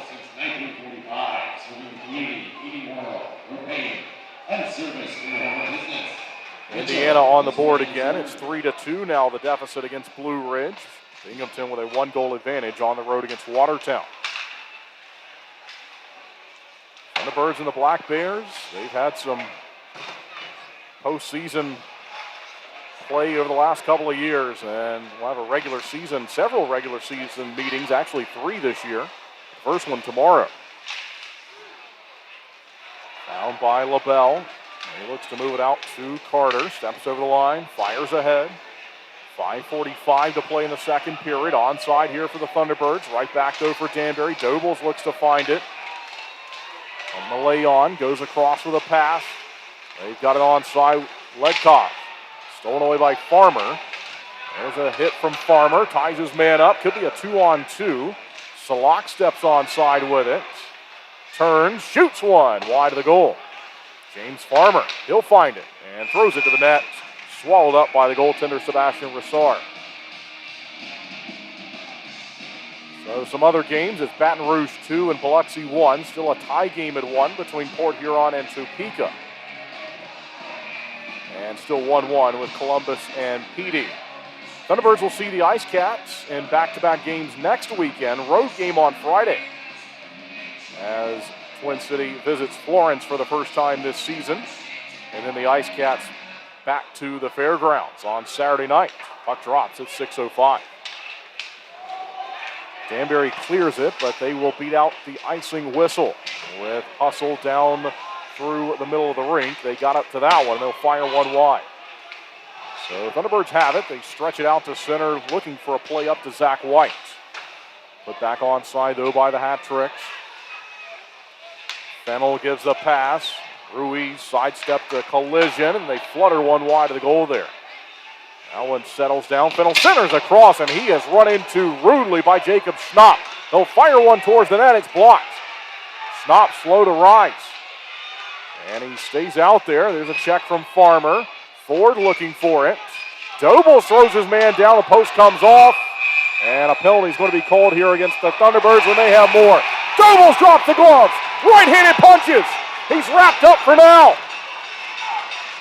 And no one throwing them yet. A couple of jabs the other way from Kandurka. Helmets off from Dobles. He wants some more. And Kandurka goes down to his knees, stands back up. Jacob Schnapp may go now. As he's got Fronduto locked up. And the goaltender for the Hat Tricks is crossed over the red line. Now they may be in the media timeout here. And I think that's what we have. We have a timeout as he's over to the bench. But they're not showing any time on the clock. And we'll stay here with you. They do finally announce the media timeout. So actually we'll step aside and use it. I was just going to make sure they were going to take it. So we'll settle things down for you when we come back. Thunderbirds still down by 2. I want to stop being sidelined by pain. I want to tell him I'm in. I want a surgeon who speaks more knees than he can count. I want the best care in the game.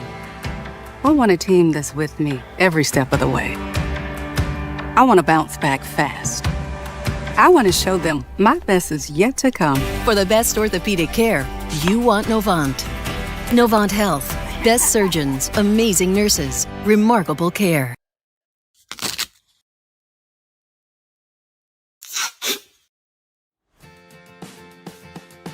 What are you doing, bub? Just fixing my chair. You should call Contract Business Solutions. Good idea. I'll give them a call. Proudly serving the Piedmont Triad area for over 17 years, Contract Business Solutions partners with leading manufacturers to create innovative, budget-friendly workspaces. From design and layout to delivery and installation, explore our capabilities at cbsworkspaces.com.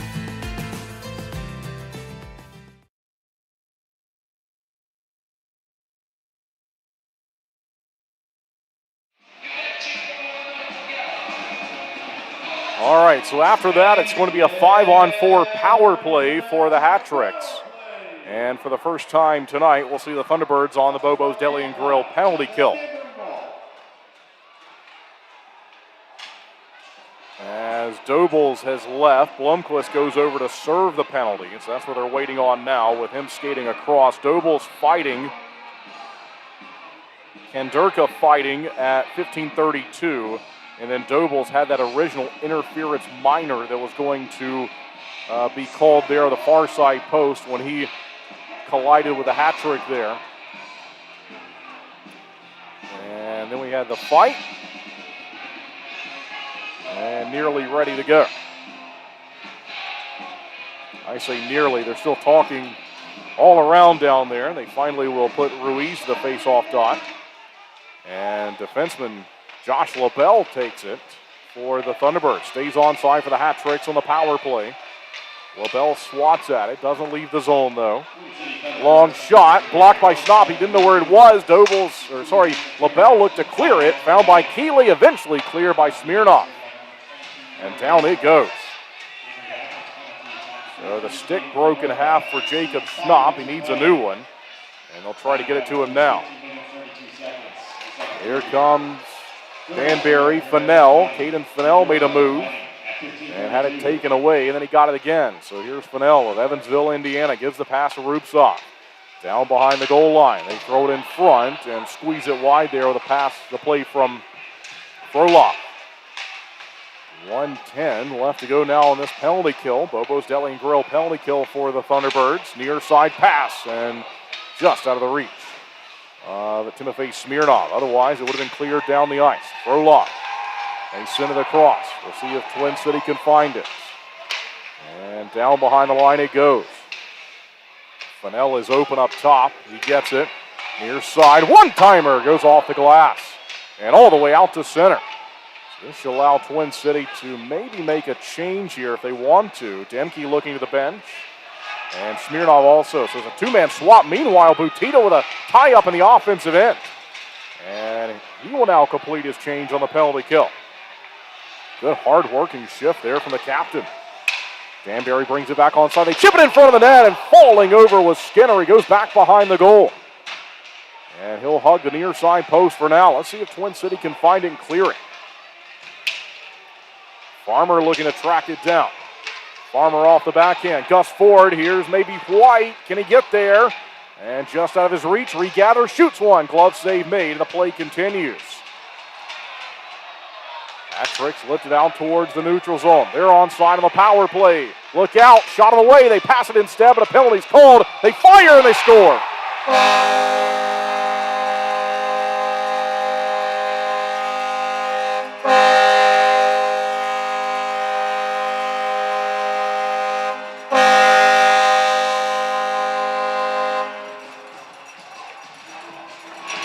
So there's a delayed penalty on the way, but it won't matter now. Shots on goal are 21-17, and the Hat Tricks have scored for the fourth time tonight. So the Thunderbirds go down by 3 late in this flow second period. 5-on-5 again. Keeley will take the face-off. And across it goes. We'll see if Carter can locate it. Thunderbirds look to play it ahead. Keeley tried to jump in there after Butita blocked the advance.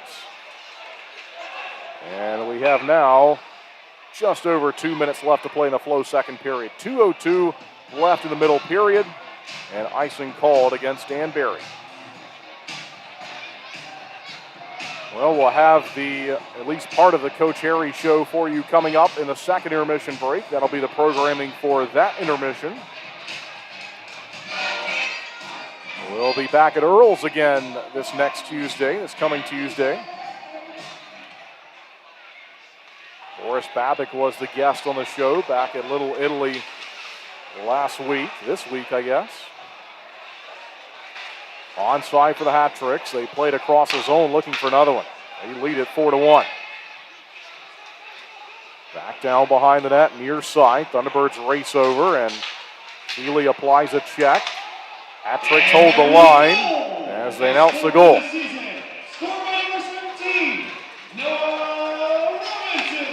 So Noah Robinson scores the goal. He's playing on the left wing of the top line tonight. 15:32 the time of the scoring play. 17:45 the time of the scoring play. It was Doble's penalty at 15:32. But Robinson scores at 17:45. And we now have a stoppage with 1:09 left to go in the second period.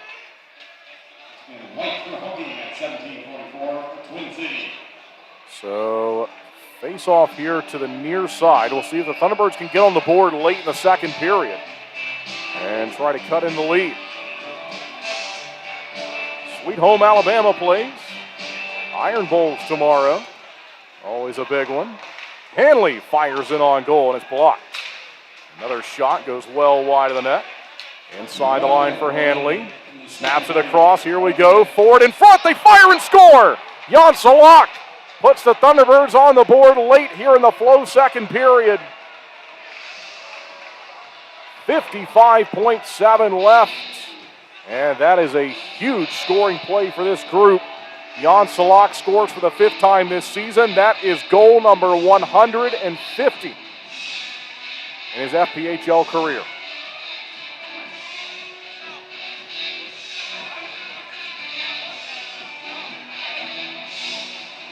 All right, under a minute to play in the period. And the Thunderbirds on the board again. From the face-off, that's center, back down the rink, and collected and played here by LaBelle. LaBelle lifts it out towards the red line. Gus Ford tried to steal it from there. And out the goal to Salak. Ford on the assist. Here comes Salak again. Had to settle a rolling puck. Shoots one just wide of the net. That was a scorcher of a shot that just missed. Salak from Ford and Hanley at 19:05, even strength goal officially. We're in the final half minute to the Flow second period. Gus Ford uses the glass.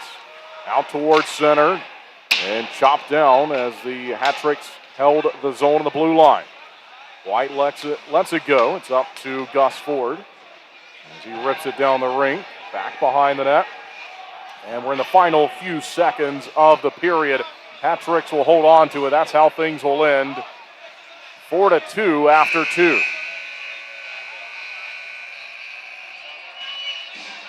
Jacob Schnapp having words here. Maybe friendly, maybe not. He has to be moved away from Caden Fennell. All right, so that is a huge goal for this group. Salak on the board in the final minute, 19:05 after the Hat-Tricks had scored 2 in a row in the second period. Thunderbirds were down by 1 after 1. They're down by 2 after 2. But it was a 3-goal game there for a while, and Twin City is now on the board again. So it's Zach White in the first period, Jan Salak in the second period. But after 2, the Thunderbirds find themselves in a 2-goal deficit at 4-2. We hope you enjoy the intermission programming, and then we'll be back to call the Culver's third period. Thanks again, everyone, for tuning in tonight. Kendall Grayson with you as always. And as always, everyone, we really appreciate it for joining us, making Thunderbirds hockey part of your evening, especially with the holiday this week and Black Friday, of course, today. And so a busy week, and we thank you for making Thunderbirds hockey part of your weekend. Back on the air again tomorrow, but a big third period here behind enemy lines coming up on the way. Second intermission break, and the Thunderbirds are down at 4-2. Flow Cadillac is a proud sponsor of the Thunderbirds. Visit 1400 South Stratford Road for a free test drive. Or go online to flowcadillac.com to schedule a sales or service appointment. When it comes to performance, speed matters, just like on the ice. Introducing same-day dental crowns right here at Twin Oaks Dentistry. With cutting-edge technology, we craft crowns on site, eliminating the need for temporary. As proud sponsors of the Thunderbirds, we understand the need for top-notch performance. We're more than just dental care. We're your partners in achieving your best smile. When you're craving that slow smoke flavor done right here in Winston-Salem, there's only one place to go, Honky Tonk Smokehouse. From tendered pulled pork and fall-off-the-bone ribs to fresh house-made sides, Honky Tonk has it all. Not a meat lover? They've got delicious vegan options too. And when it's time to party, let Honky Tonk Smokehouse handle the catering and event planning. They'll bring the flavor to you. Stop by 145 Jonestown Road and taste why the locals here can't get enough. Honky Tonk Smokehouse. Looking to buy, sell, or invest in real estate around Winston-Salem and the Triad? Meet Jennifer Sapp, your trusted local realtor. With nearly 30 years of deep experience, Jennifer specializes in everything from historic homes and remodels to investment properties, college town housing, and short sales. She's known for honesty, integrity, and making the process as stress-free as possible. Ready to make your move? Call 336-782-3148 or visit jensapprealty.com today. Maple Chase Golf and Country Club offers the best in recreational amenities in the Triad. Come enjoy a meal at the Pine Brook Bar and Grill, relax by our pool and cabana, and gear up at the Pro Shop while sharpening your skills on our 9,000 square foot putting green and play around on our 18-hole Ellis Maples designed championship golf course. You can find out more at maplechasecc.com. That's maplechasecc.com.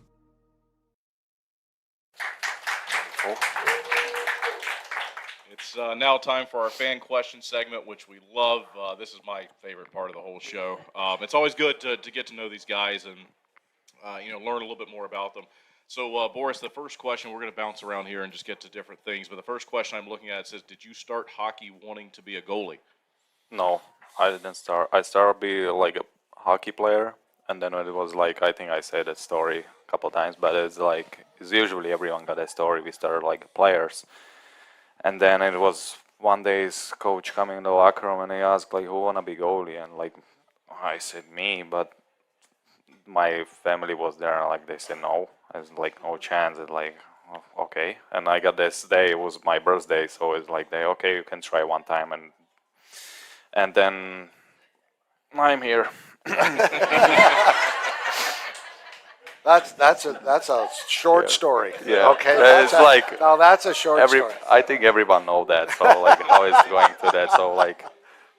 Next question. We sort of talked about this earlier, but do you prefer games where you have more chances to make a save, and which one is more mentally challenging for you? Which one's harder to deal with? Do you think? I mean, for me, it's better if I got like a lot of shots because it's like I don't think about stupid things, and in my mind, it's like some music or so I just try keep busy. So I prefer more shots and be ready more in the game because you got to keep energy and like these emotions. So like I like it, prefer more shots for sure. Coach, you sort of alluded to this earlier, but there's a question about, do player thoughts on the games influence your next game strategy? And you talked about speaking with them earlier this week. Well, you got to listen. If you don't listen to the players, I've never understood where I've had players come and they go, the coach doesn't talk to you, and I've never understood that. I'm not saying I always listen, or I shouldn't say I always listen. I just don't. You don't always take the advice, but if you don't listen sometimes of what the beat is in the room, and I've said this with the guys that it's their team, and so if they don't have some input on how things are going, I'd like to talk to the older guys, and like even the rookies sometimes, they have thoughts, or they have situations, or they might want to play in this situation. But for the older guys, if you don't listen to them, as I said, and I'm pretty fortunate. I got a lot of guys that are veterans that I listen to, or I bring in the room and ask them about this. As I said, and a lot of times they're the guys that go in the dressing room and direct the players on where they're going to. So you've got to listen to them.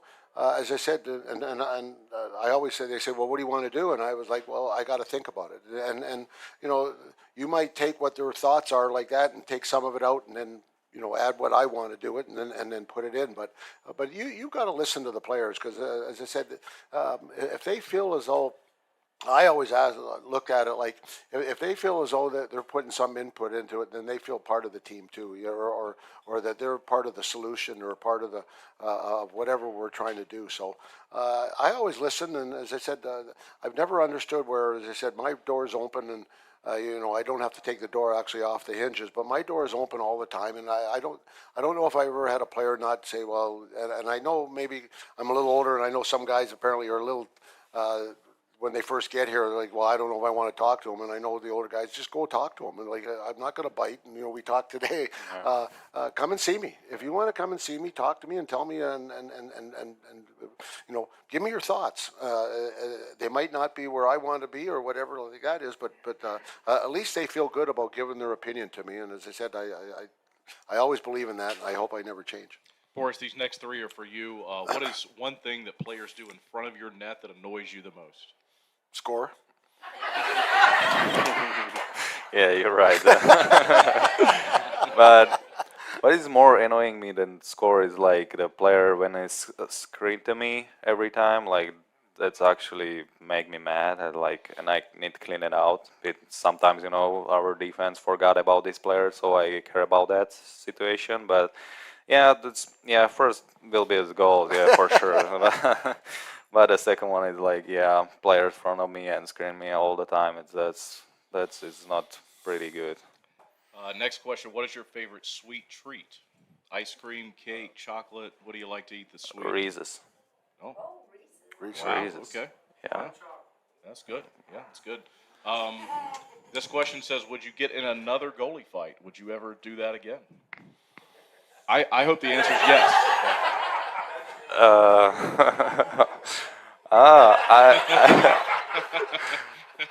Maybe, I don't know. You never know, actually. So depends what the score usually it is, and that's a lot of part of that when it's going to happen. But like, you know, like the Trevor Babin, like last time is like, I mean, that was stupid. So like, you know, sometimes you need like gonna stay behind it like players, and you can gonna do that. But it's like this time, yeah, it was different. But we will see. Like we will see. I hope it's never happen, coach. But, like, You know, but- you don't want it to happen.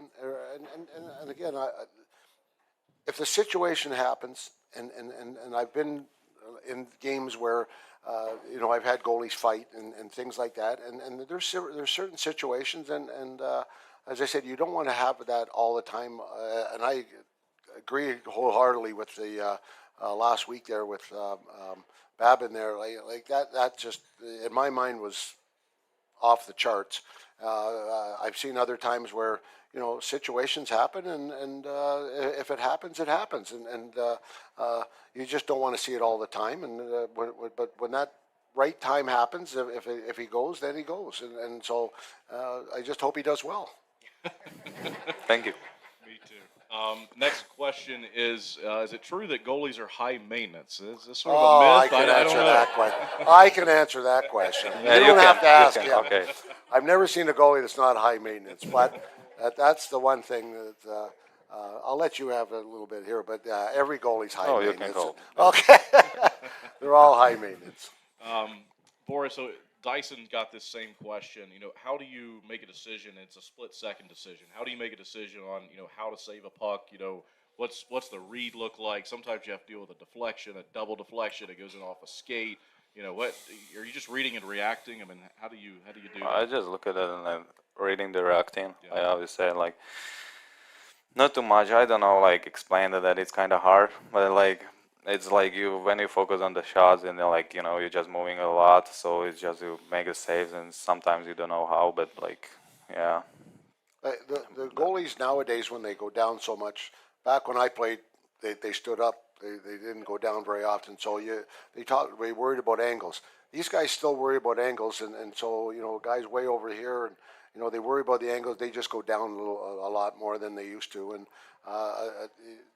they see the stick out this way more, or it's here, then, you know, it's a little different. But it's all about angles and where position. And, you know, a lot of times goalies make saves and everyone's like, oh, that was pretty easy. Well, it was easy because he was in the right position and he had the right angle, and he anticipated where it was going. So those, a lot of times when they say, well, geez, you know, he made a lot of easy saves tonight. No, he didn't make any easy saves. Every save he had to make sure that he was in the right position. So it's not as easy as you think. As I said, you got to know about angles, and that's a little bit I know about goalies, and they're high maintenance. Boris, we have a question, just sort of a two-part question here, and Coach, I'll let you take one of these parts. But you know, at the end of the game, the situation where the extra attacker comes on the ice, and we have a question, you know, what does that feel like when you've got to, you know, race to the bench, get off the ice, and hope that your team is able to go down there and get you a goal? And then for Coach, the question is, you know, how do you make the decision to lift the goaltender for the extra attacker? You know, what goes through your mind? You just need to wait for the moment when you can go out, and like, and then I just running in our bench and just hope they score, you know.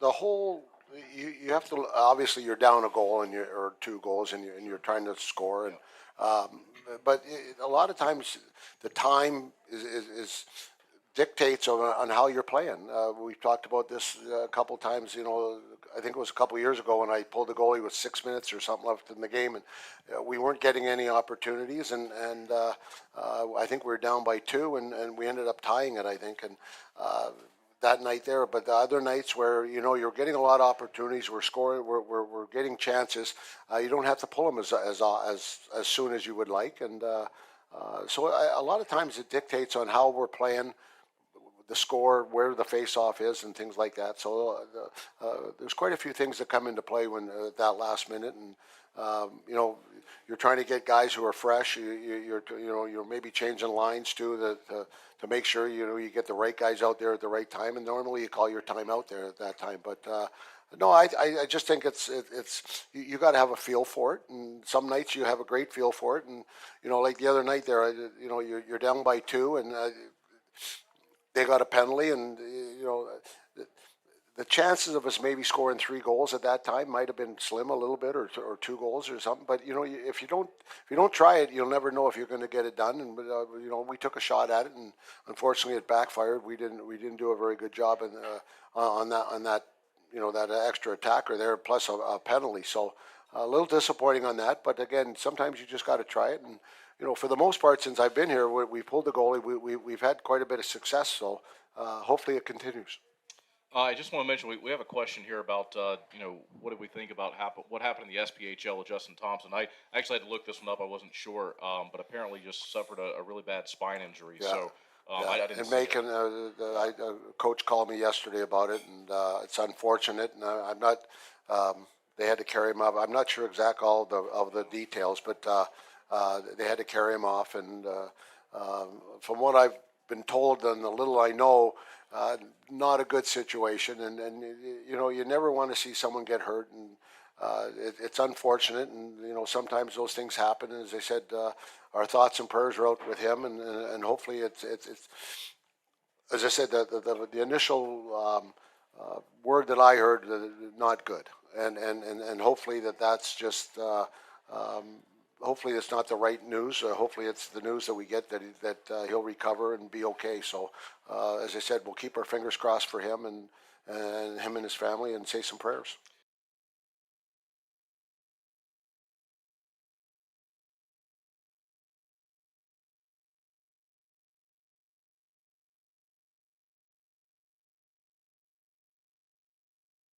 Two pillows, endless possibilities. At Cotton & Crate, we make it easy to refresh your home season after season. Our 18x18 and 12x20 pillow sizes pair perfectly with our seasonal collections of interchangeable covers, so you can refresh your style anytime without cluttering up your closet.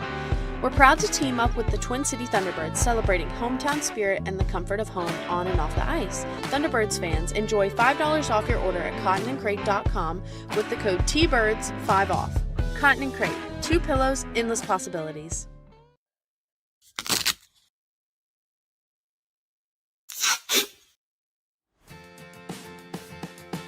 What are you doing, bub? Just fixing my chair. You should call Contract Business Solutions. Good idea. I'll give them a call. Proudly serving the Piedmont Triad area for over 17 years, Contract Business Solutions partners with leading manufacturers to create innovative, budget-friendly workspaces. From design and layout to delivery and installation, explore our capabilities at cbsworkspaces.com. Flow Offer to Purchase makes it easy for you to generate an appraisal for a vehicle online in under 5 minutes. You can confidently use Flow Offer to Purchase to determine your vehicle's trade-in value or to get a real offer to sell it to us. Here at Flow, we've always had a transparent, interactive appraisal process that our customers love. We developed our Flow Offer to Purchase tool to offer you that same great experience online or through our Flow Garage app anytime, anywhere. Using Flow Offer to Purchase is simple. Either enter your license plate number or VIN, and the system will pull up basic information about your vehicle. Some vehicles have options or extras that need to be selected in order to pull an accurate value. Then just tell us about the current condition of a few things like your tires, dents and scratches, or mechanical issues. From there, a real offer on your vehicle, whether you buy from us or not, is just a click away. Just a heads up, our staff will check over your vehicle to ensure your Flow Offer to Purchase is accurate. Your satisfaction is our priority. Flow Automotive dealerships have processed tens of thousands of vehicles using Flow Offer to Purchase, which has resulted in buying many thousands of cars from customers. Try Flow Offer to Purchase for free today. You can access this tool by clicking Sell Trade on flowauto.com or your dealer site by starting the Sell Trade dialog in the center of the homepage.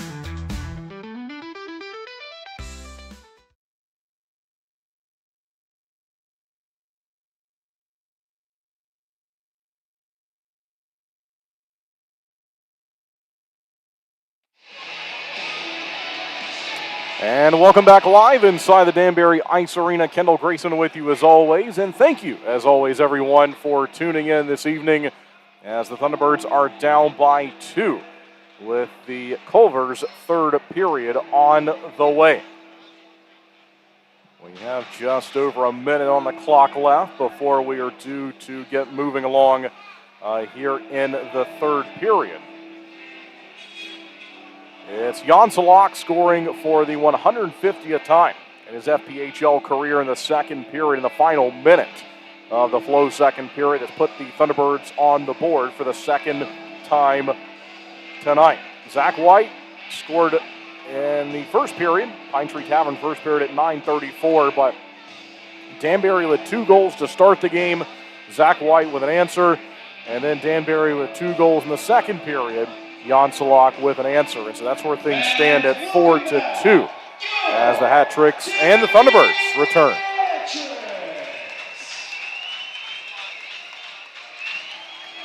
Twin City will move right to left in the final frame of regulation time, the Culver's third period. Shots on goal in the first period, Twin City 13, Danbury 11.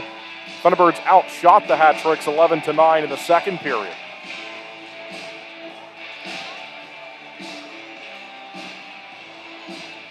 Out-of-town scoreboard report. We'll check on that here as we end our second intermission break. It's Binghamton leading Watertown 3-1. Blue Ridge over Indiana 5-3. Columbus and PD still tied at 1. Baton Rouge 6-1 over Biloxi. 1-1 tie Port Huron and Topeka. So 20 minutes up on the board, and the Thunderbirds will move right to left in this Culver's third period. The 2 fighting combatants in Caden Kandurka for the Hat Tricks and Luke Dobles for the Thunderbirds are back, and so they are in the box. Can't get out there just yet, but eligible to return when their penalties, their major fighting penalties, are over. They were removed there at the end of the second period just because they had less than 5 minutes left to go in the period, so no use to put them in the box at that point. So we're back here in the final frame. Thunderbirds go to chase it down in the defensive end with Josh LaBelle looking to fire it out to center ice. Goes right back the other way for Danbury to drop it onside. Behind the goal of Skinner. Played by Smirnov, then LaBelle. Missed the pass at the neutral zone to Salak. And so this will bring us to a stoppage with an icing. As we're in the first minute of the Culver's third period. Hungry fans, nothing beats a Culver's Butterburger. Fresh and ever-frozen beef, seared to perfection and served on a lightly buttered toasted bun. Stop by Culver's at 2973 Fairlawn Drive in Winston-Salem today. Culver's, welcome to delicious. 5-on-5 we play. Defensive end face-off. Gus Ford sees a roll in front there away from him, and it's covered up by Skinner. That took 2 seconds. Well, they have the shots in the building showing to us as 22-17. They have them scored as 24-20 online favoring the Thunderbirds, but 22-17 favoring Danbury here live in the building. Long shot, and they throw it in front on the pass, and that one nearly got redirected behind Skinner. There's been a couple of tough bounces that he's had to deal with, and they're looking for another play down low. Thunderbirds will get to it, though. Here's Zach White. Got it from Smirnov, got it back. And across on the pass, it's picked off. So it's LaBelle back here defensively. Hat Tricks cross onside with it with Robinson, who has scored tonight. Back behind the goal line, eventually taken away by the Thunderbirds. Gus Ford onside, shoots one, block, looking for his own rebound as that hits something in front. And it's found by Ledkov.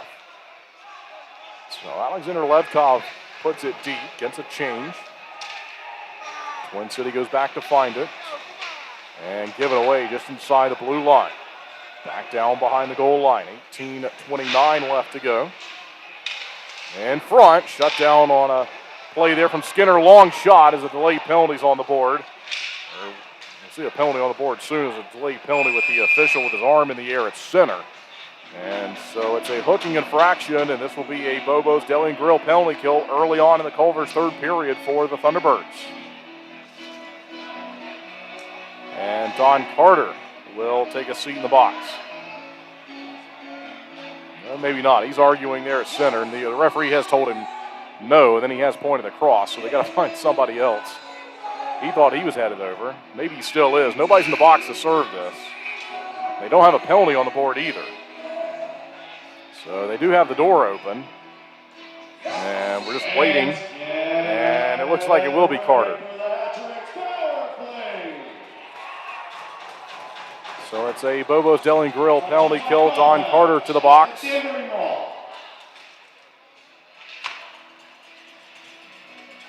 And we'll see what the penalty kill can do here for the Thunderbirds. Penalty kill at 67.3%, 33 of 49 entering the weekend. And now we have another issue. They have 2 minutes on the board, they have 39 on the board, and they have 39 in the box. But now looks like Dobles is going to go back over, and so potentially he was released too soon, but Kendurka's also out of the box. So unless something else got picked up, maybe it did.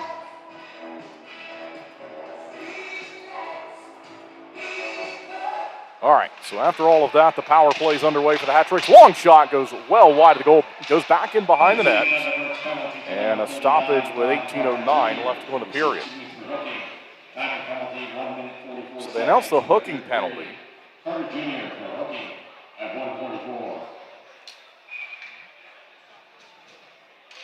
And Dobles just had a 5. I don't see a 10 or anything on the score sheet. Kendurka also had a 5.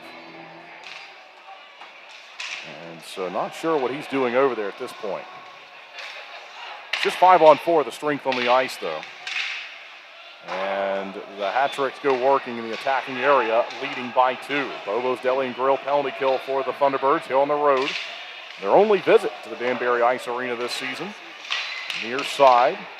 Now they go to the point with it. Far side slap shot turned away, and it's up and out of play off the netting back behind Dyson Skinner. And so now they get another puck from the scorer's table.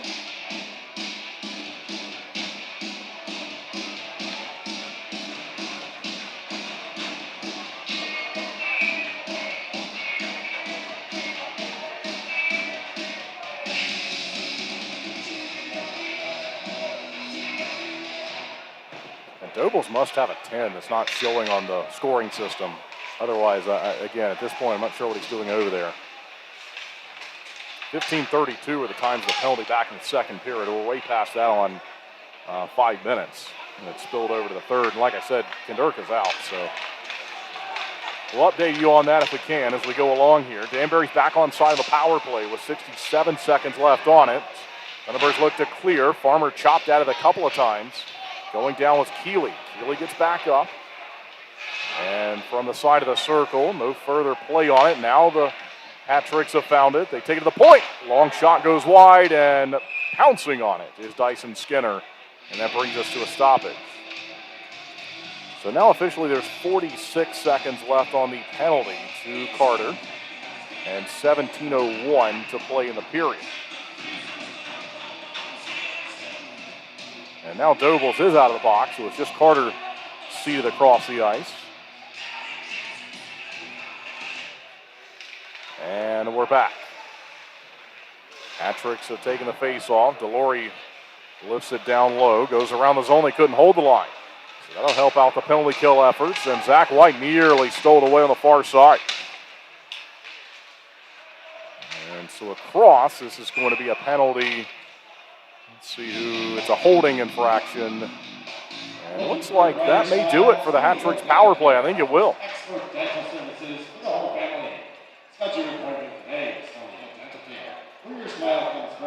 And so that is going to square things up at 4-on-4 hockey.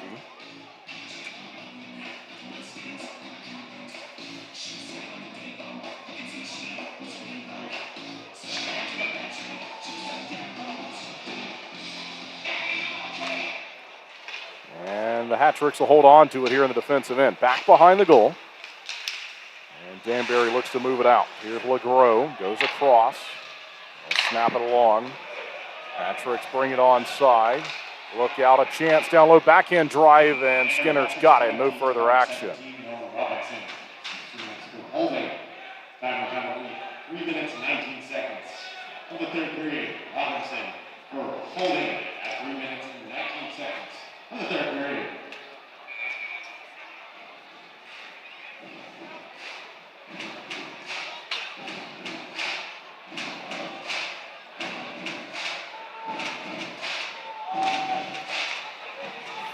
Side from the face-off, back behind the net. We'll see the Thunderbirds get to it, and the even strength 4-on-4 is winding down. And so that'll do it for that even strength sequence. And now we got a power play for Twin City. Patrick's find it. They'll move it down the rink way back behind the goal. Played by Skinner. Cross it goes. Here's White. Dropping it back to Ford. Not looking for it. LaBelle, a one-timer shut down. Not out of the zone. Patrick's couldn't clear it. Josh LaBelle gets it to Zach White. White holding on to it in the near side corner. Schnapp finds Salak. Janslak spins away. Then it rolled away from him. And out to center. The Hat-Tricks will clear it. LaBelle takes it back behind the net with 4.5 gone by in the Culver's third. White snaps it along right to Ford. Ford onside, dances around, goes towards the net, takes it instead back behind the goal. Uses his space and frees himself. Gave a pass to White, then Salak, a one-timer kicked out and clear by the Hat-Tricks. Now just 25 left to go. On this power play as Keeley is chased into the corner.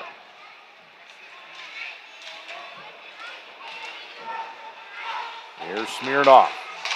Looking to drag it near side. The pass got deflected as he was looking to send it to Salak. It's out of the zone, and that is going to do it for the Thunderbirds power play. Farmer goes back to find it at the defensive end, but that's it for the 5-on-4. And we play even strength hockey again. Butita in from center, into the near side corner, back behind the line. Butita tried to center it there to Carter, who was standing free of the hash marks. Smirnoff racing over. Timothy Smirnoff slaps at it. He looks for it again with Keeley searching for it. He found it, but it was out to center. And then taken aside by Danbury and Ledkov. Alexander Ledkov, they snap it across. Chipped onside in from the neutral zone. And the Thunderbirds go back to play it here. And there's a penalty called. Power play on the way. So that was Josh Newberg, who is guilty of that infraction, and it'll be a 2-minute power play when we return. Media timeout, Thunderbirds down by 2, but they will head to the power play when we come back. When it comes to performance, speed matters, just like on the ice. Introducing same-day dental crowns right here at Twin Oaks Dentistry. With cutting-edge technology, we craft crowns on site, eliminating the need for temporary. As proud sponsors of the Thunderbirds, we understand the need for top-notch performance. We're more than just dental care. We're your partners in achieving your best smile. Flo Cadillac is a proud sponsor of the Thunderbirds. Visit 1400 South Stratford Road for a free test drive. Or go online to flowcadillac.com to schedule a sales or service appointment.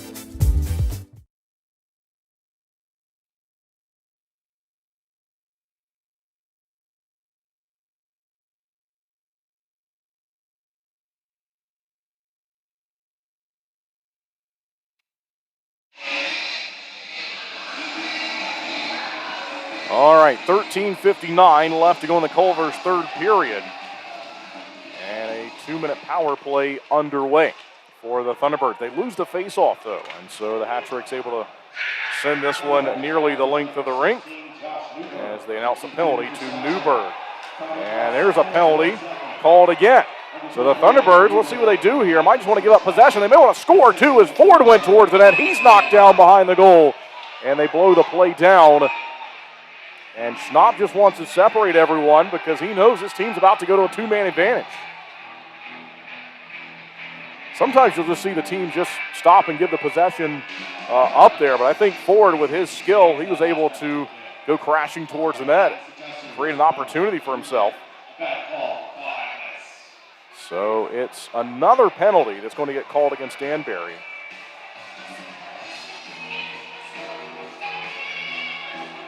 And let's see if it's 13 Ken Durkin. It is.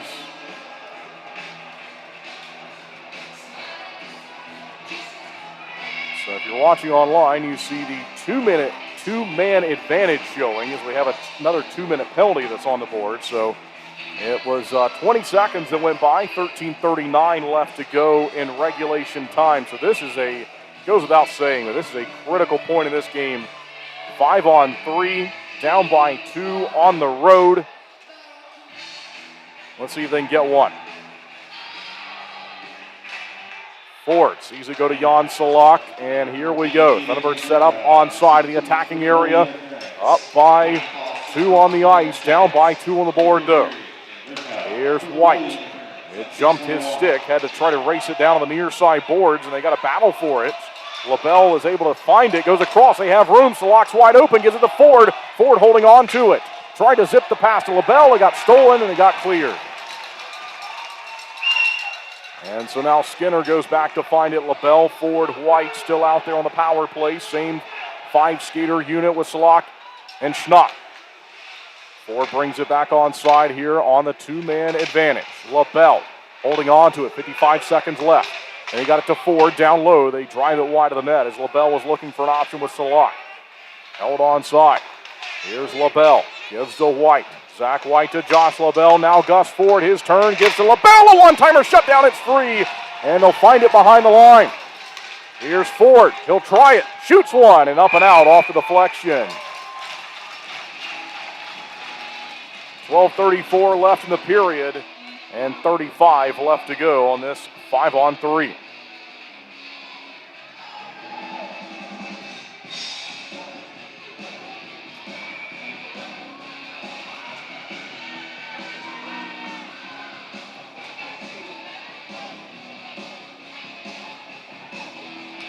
And from the face-off, Ford wins it cleanly to Zach White.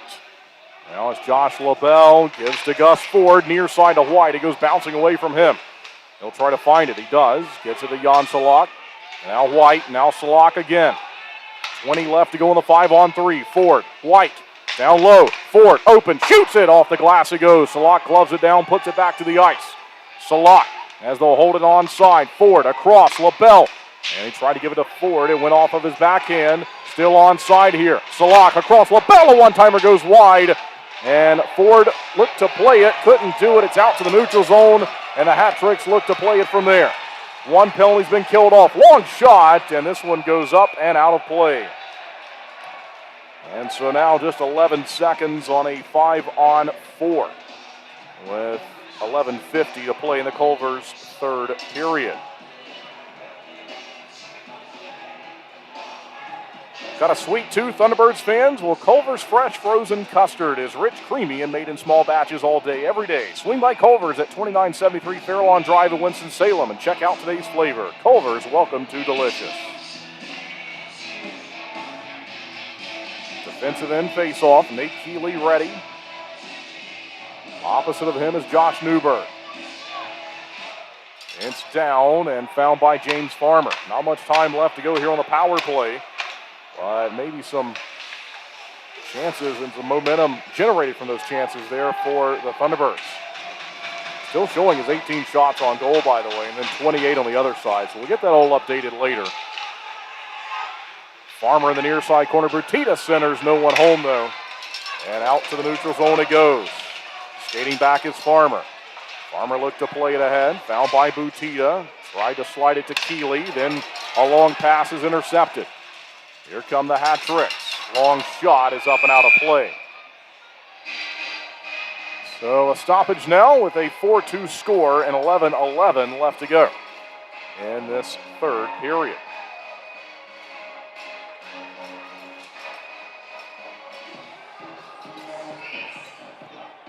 (28-18) shots on goal here in the building, and online it's 27-25 favoring the Thunderbirds. Face-off win for Danbury. They slided just wide of the net as Tyson Skinner put his goal stick to it and nudged it into the corner. Timofey Smirnov, he'll flip it ahead. Wants Dion Demke to chase after. Demke, he's run into. Stays on his skates, though, with now under 11 minutes to play in the third. Hat Tricks to it. Anton Rubtsov played it, and it's up and out of play here as this goes off the netting behind Skinner.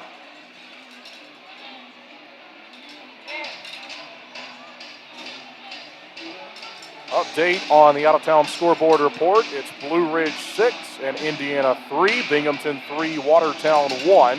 Still 1-1 with Columbus and PD. Baton Rouge 6, Biloxi 1, and a tie game 1-1 with Port Huron playing Topeka tonight. 7 o'clock, the time of the start on the road tomorrow in Binghamton. We have another puck out of play in the Thunderbirds defensive zone. So a rematch from the finals last year, 7 o'clock start. And then, as I mentioned earlier in the broadcast, the home-and-home series next weekend with PD. Thunderbirds on home ice again 1 week from tomorrow. 6:05, the time of the puck drop. Here's Salak up the left wing. They'll power onside. Jan Salak takes it back behind the goal. Looks for an option, and he had one open in front with Zach White. He tried to get it to him. Just bounced away there. Now they get a Ford. Ford finds an open Zach White. Backhand drive is blocked. And not out of the zone yet. Stepping up is Dobles. He lifts it down low. White runs into the referee. Back behind the goal line. Here's White. Off the backhand, long shot. They look for the redirect. They find Ford with it. Loads up, shoots, scores! It's 4-3. 9:53 left to go in the Culver's third period, and Gus Ford is on the board. All right. Now we got a one-goal game.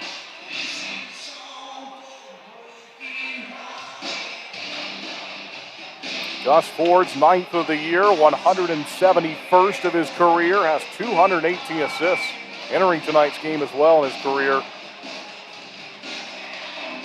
And now the Thunderbirds look for the next one. It would tie the game.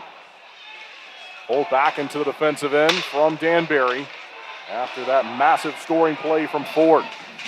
They finally got a friendly bounce. There's been some that have gone against them in tonight's game. They finally got one to go their way, and it drew the netminder, Sebastian Brassard, out of the goal. And Ford just waited him out, picked his angle, and he's not going to miss from there. So here's Keeley from the defensive end. They'll go to LaBelle. LaBelle goes across to find Butita. Butita chops it ahead and into the near side corner. There's a play crashing in from Keeley. Back behind the goal line. They move it around Don Carter Jr. And from the end wall, Danbury will work from there. Keeley flying around out there. Tried to apply another check across the ring. 9 minutes left to go. In the Culver's third period, it's a 4-3 game. Thunderbirds down by 1. They were once down by 3. Down behind the net. Here's Keeley looking to steal it. Found by Smirnoff in the corner. Timothy Smirnoff put it back behind the net. Carter's still back there. He's outmanned, though, 1-on-2 as Twin City's making changes out to center. Off the glass it goes. Collected by Hanley. Hanley holding on to it. Stick handling. Steps up, looks to shoot. Off the backhand, drags it through the neutral zone, flips it ahead. Delory will flip it out to center. Looks for options from there. And we've got 8:12 left to go in this third period. Thunderbirds go back to collect it. Here they go with speed up the wing. It's Dion Demke. Demke has Mania find it. Now Jacob Schnapp. High in the zone. Hanley's open. Holding on to it. Had to settle it. Couldn't drive it initially. So he instead just drops it back behind the goal line. And the Hat-Tricks will find it from there. With Belfay clearing it, and we'll see if Farmer can get over here defensively, and he makes a nice play on it. They'll swing to Mania. Mania goes across, good tape-to-tape pass to find Jacob Schnapp, powers his way onside. Jacob Schnapp in the corner, run into. Goes down, makes the play from his knees to find Ford. Gus Ford with a head fake one way, and then he dropped it into an open corner.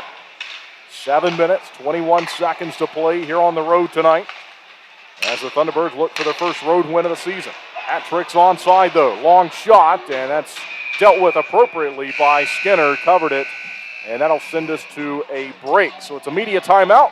We'll step aside. Gus Ford and the Thunderbirds now down by 1. Flow Offer to Purchase makes it easy for you to generate an appraisal for a vehicle online in under 5 minutes. You can confidently use Flow Offer to Purchase to determine your vehicle's trade-in value or to get a real offer to sell it to us. Here at Flow, we've always had a transparent, interactive appraisal process that our customers love. We've developed our Flow Offer to Purchase tool to offer you that same great experience online or through our Flow Garage app anytime, anywhere. Using Flow Offer to Purchase is simple. Either enter your license plate number or VIN, and the system will pull up basic information about your vehicle. Some vehicles have options or extras that need to be selected in order to pull an accurate value. Then just tell us about the current condition of a few things like your tires, dents and scratches, or mechanical issues. From there, a real offer on your vehicle, whether you buy from us or not, is just a click away. Just a heads up, our staff will check over your vehicle to ensure your Flow Offer to Purchase is accurate. Your satisfaction is our priority. Flow Automotive dealerships have processed tens of thousands of vehicles using Flow Offer to Purchase, which has resulted in buying many thousands of cars from customers. Try Flow Offer to Purchase for free today. You can access this tool by clicking Sell Trade on flowauto.com or your dealer site by starting the Sell Trade dialog. Offensive end face-off victory for the Hat Tricks. They'll throw it down behind the goal line. They'll fire one wide of the goal here. We got 7 minutes left to play. As they go in front, backdoor play there, and that one nearly rolled in. So Thunderbirds will find it along the near side boards and look to bring it out through the neutral zone, down the rink, and they're going to call this icing as Ford was crashing in there on that one-on-one race down the rink. So now the shots have been adjusted here in the building at 29 to 27. And so we'll get that updated for you. I think they finally saw their error as we saw that Ford scored. It should have been the 19th shot on the board, but they left 18 up there. Online they have it as 28 to 27 favoring the visitors. 4-3 on the board here. And LaBelle from the face-off. Thunderbirds from the defensive end. They look to bring it out to center. Goes back behind the goal. Skinner faked one way, sort of froze LaBelle, but then he's able to find White, and then eventually they'll step onside with it.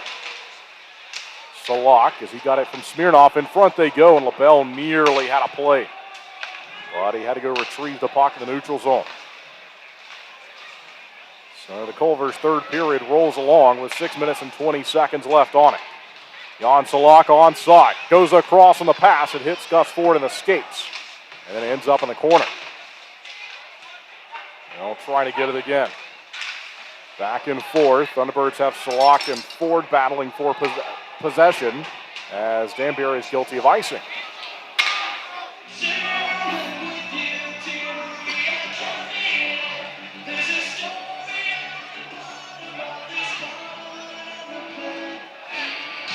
Face-off will be in the attacking area to our left.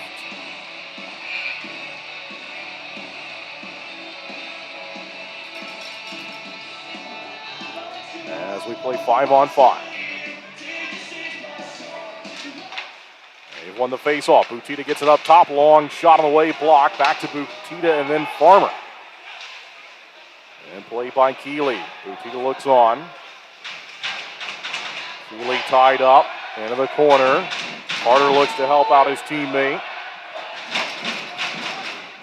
And they look to jostle for possession and move the puck free in the near side corner with bodies converging. Finds his way to Farmer. Farmer to Keeley. Long shot blocked in front of the goal. And it goes into the corner. No one really knew where it was. Trey DeLory finds it. And he lifts it out to the neutral zone. Thunderbirds have the captain Butita step up, swing a pass to Nate Keeley. Keeley in front to Carter. A one-timer just went wide of the goal.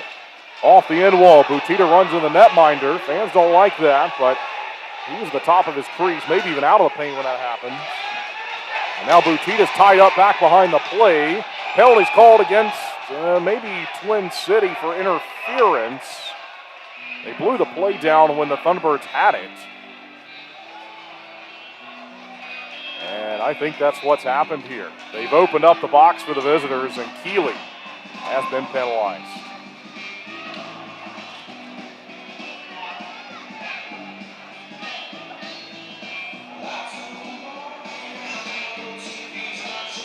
And get ready for that Tricks power play.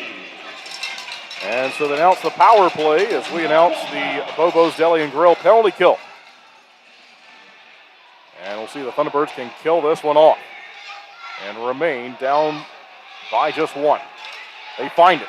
Could be a rush in from center. It's Jan Salak after he got it from Josh LaBelle. Into the corner he goes. They'll battle for it from there. Goes in between the circles. And the Thunderbirds will look to track this down. 14 minutes, 59 seconds in the third period. Keeley, interference. And from the neutral zone. Patrick swinging onside. Up top they go with it. No shot. And it's Fennell going across with a pass from the top of the far side circle. Back to Fennell. Long shot. High in the air. And up and out. It's off the netting back behind Skinner.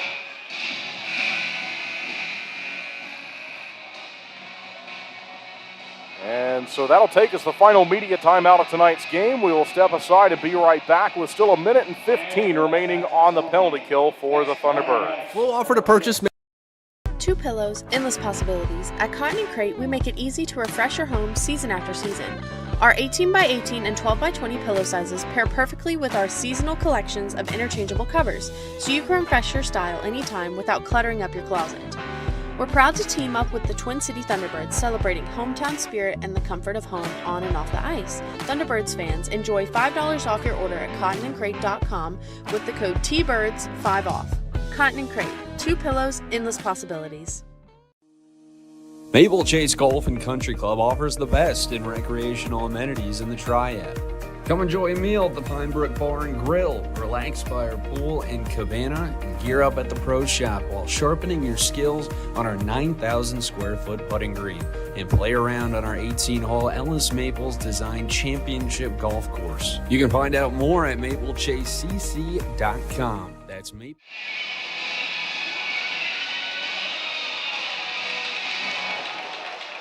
Four minutes and 14 seconds left in the third period. Thunderbirds get to it here from the faceoff, and they'll move it down the ice. Still some time left on this Bobo's Deli and Grill penalty kill. 1:03 officially.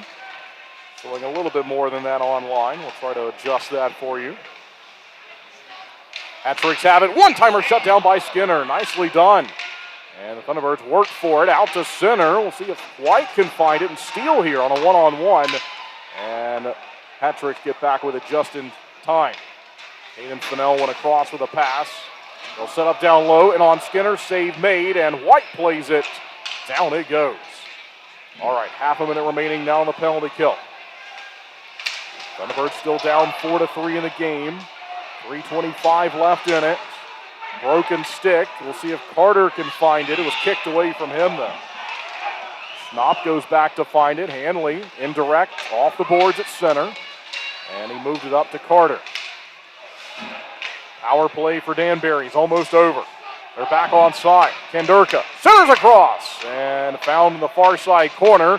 Inside the line. Here's Keeley. 5-on-5 we play. Thunderbirds kill it off. Danbury sets it up down low, though. They'll pass it up top, blocked, and we could have numbers in from center. Here's Don Carter up the left wing, and taken away from him. Salak tries to find it, out to LaBelle. LaBelle to Keeley. As we've got now just under 2.5 to play in the third. And icing called against the Thunderbirds. So now 2:27 officially. Shots are even here in the building at 29-29.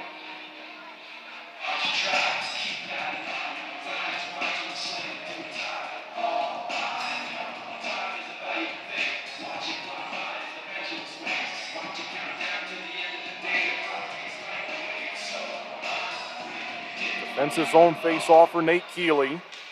And he lost it, but the Thunderbirds actually able to track this down off a deflection. So that worked out. It's back down into the near side corner, back behind the goal. Doble's the first to it. Then it's Carter out to center. 1-goal game with 2:08 left. Thunderbirds trying to win a road game for the first time this season. They snap it up quickly to Carter. Carter tried to bump it to Jan Salak. Salak then stole it. And they played it offside. So we have 1 minute 58 seconds left. We will keep our eyes on Dyson Skinner. He's still in there for now. But it's getting to that time.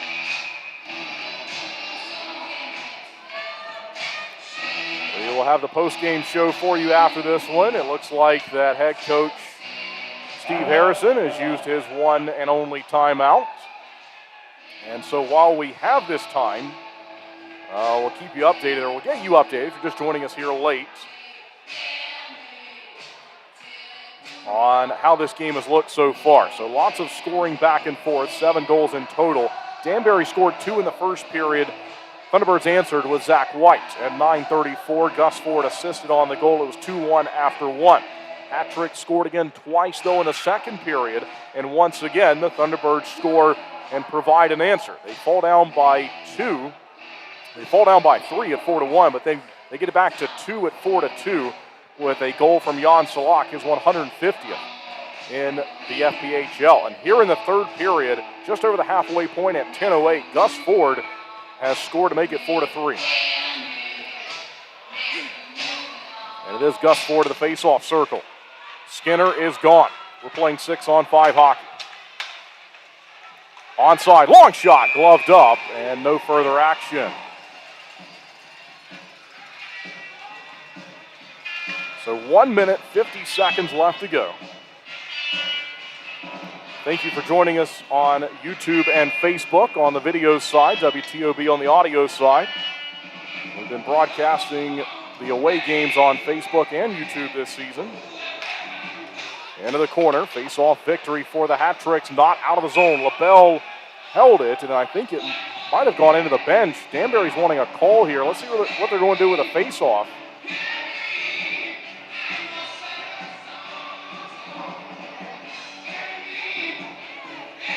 Still 6-on-5 hockey, and LaBelle's pointing to the attacking area. And the linesmen get together. Face-off will go back out of the zone. Gus Ford speaking with the referee. Ford is out there with LaBelle, Smirnov, White, Salak, and Keeley. Ford now goes, looks to win the face-off in front, and he'll play it across. He knew he had some space over there. Good play. Finds Zach White with it. They go in front, and it's tipped right in. No, they say it did not go in. Now it's right on the near side post. Well, the Thunderbirds thought they had the game-tying goal, and it appears this is going to stay out. Well, I think that was tracking for the goal line, and it must have hit something, either maybe the skate blade of Rassar or something in front of the net there.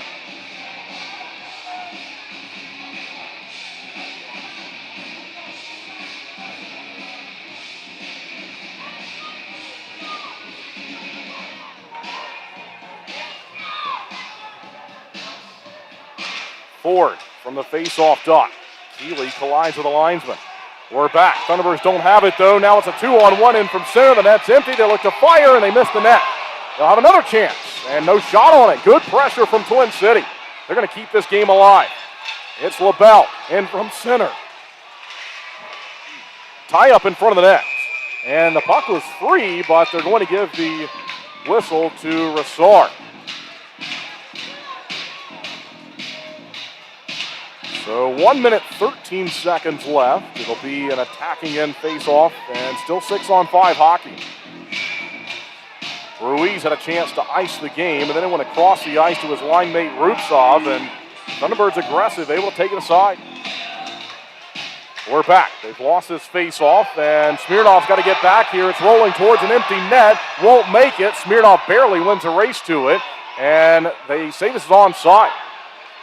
So it went to the blue line, not out of the zone, though. And now the Hat-Tricks have room to fire.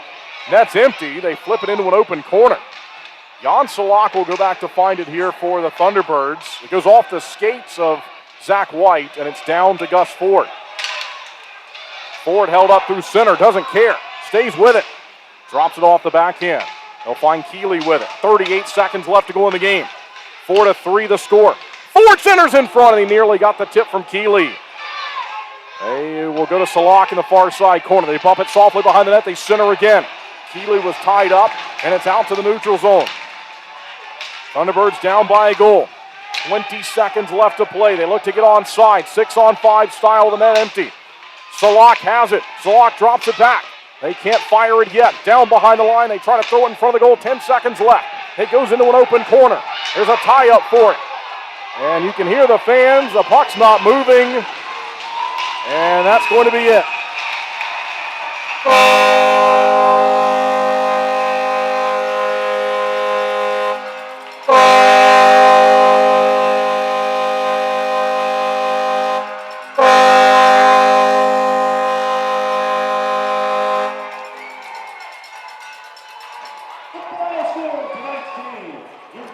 And so it's a 4-3 final. A good effort behind enemy lines this evening, but not enough for the Thunderbirds, who dropped this one. And are they going to keep everyone out here? I think they were going to call a penalty with like 1 second left to go in the game.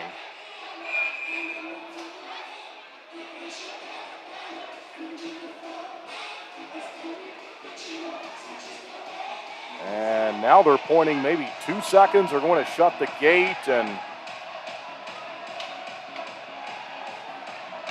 so if it's a penalty that was taken by Danbury, and the Thunderbirds will still have an offensive zone faceoff. I think that's what they're lobbying for here.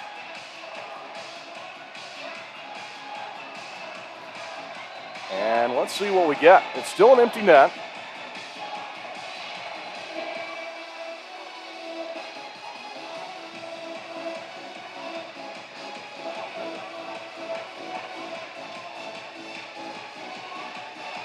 Okay, so they settled on 1.5 seconds. And we're going to have one final face-off, as it turns out. Here we go. This is a 6-on-4. And the coaching staff from the Hat-Tricks wanting an explanation, led by head coach John Bierschen in his first season.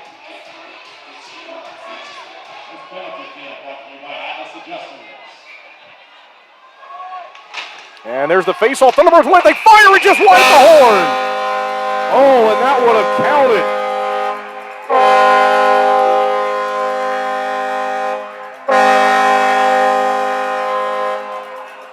And so now we've got some extra stuff after the whistle. I think everything's going to calm down here. Good for the Thunderbirds to win that face-off and have a chance there with a second and a half on the scoreboard. So it's a 4-3 final tonight. Twin City drops this game. And they'll go to Binghamton tomorrow, still looking to win on the road for the first time this season, after dropping to 4-9.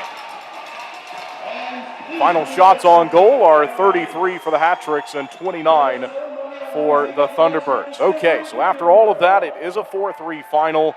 And we'll step aside for a quick break for our audio listeners. This will be about the same time as a typical media timeout, about a minute and a half. And then we'll come back and give you the post-game show after tonight's game. We see some friendly exchanges now on each side. This was a really good battle between these two. And the Hat-Tricks win this one here on this Black Friday 2025. All right, we'll be right back. 2 pillows, endless possibilities.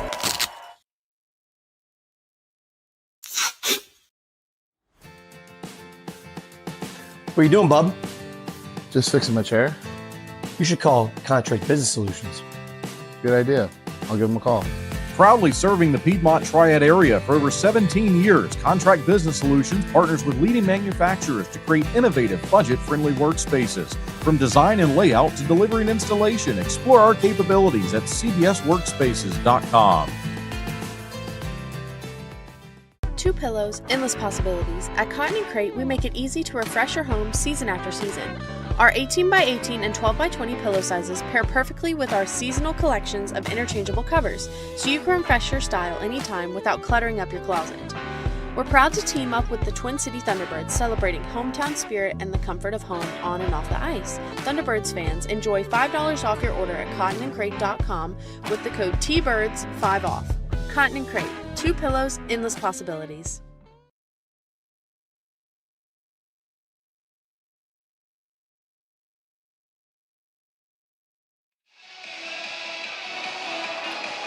And welcome back inside the Danbury Ice Arena here in Danbury, Connecticut for the postgame show. The Twin City Thunderbirds dropped this game. The final score is 4-3.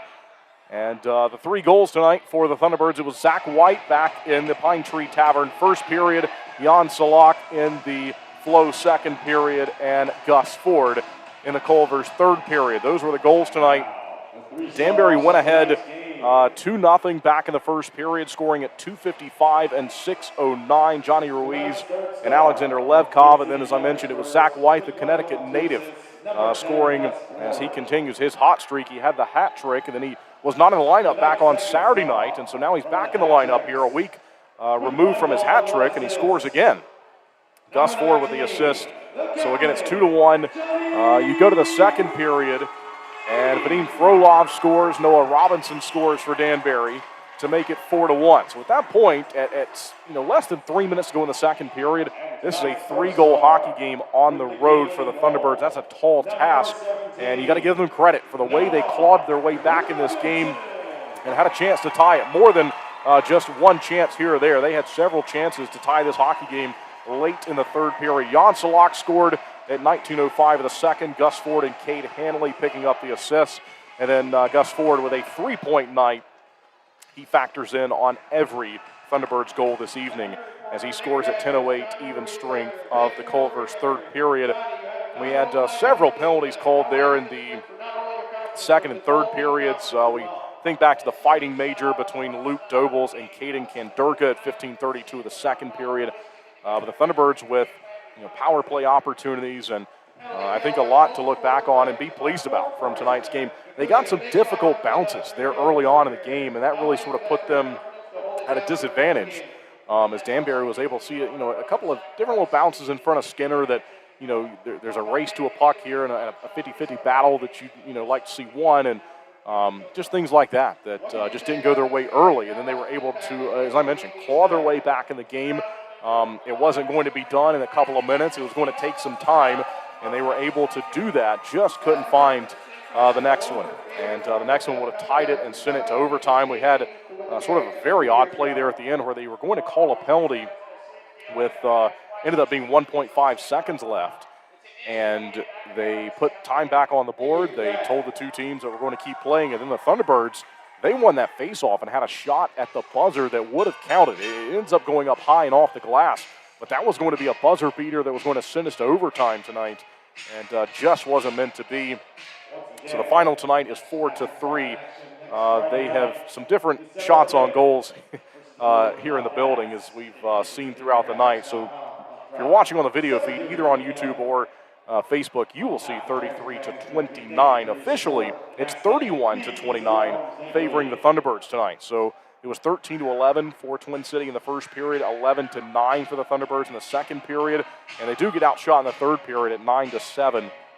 But it's a 3-period total of 31-29. Dyson Skinner records the loss in goal tonight as he is the goaltender of record. He was in there for nearly 60 minutes. He was in there for 58:02 officially, as the Thunderbirds had nearly 2 minutes of that empty net time, extra attacker time there at the end.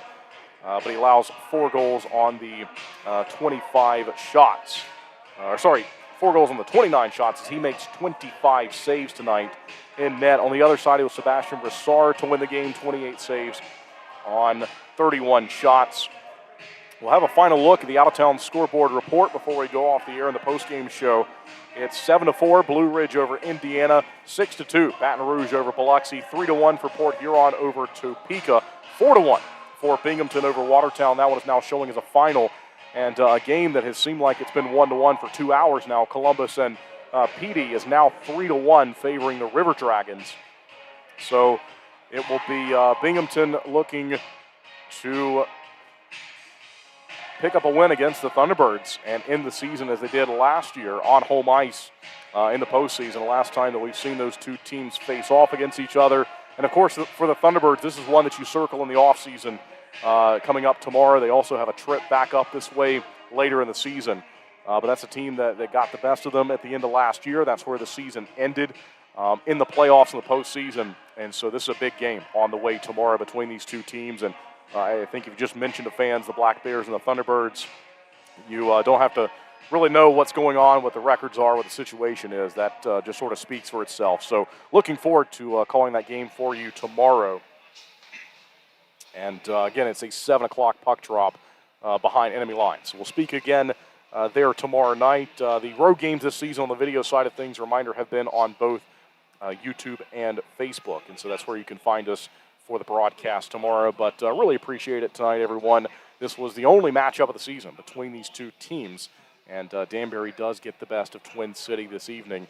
And the final score is 4-3. Until tomorrow night, good night from the Danbury Ice Arena. We'll be on the road where the Thunderbirds will face off against the Binghamton Black Bears at 7 o'clock for tomorrow night's game. Thanks as always. As the Thunderbirds tonight, they fall by a final score of 4-3.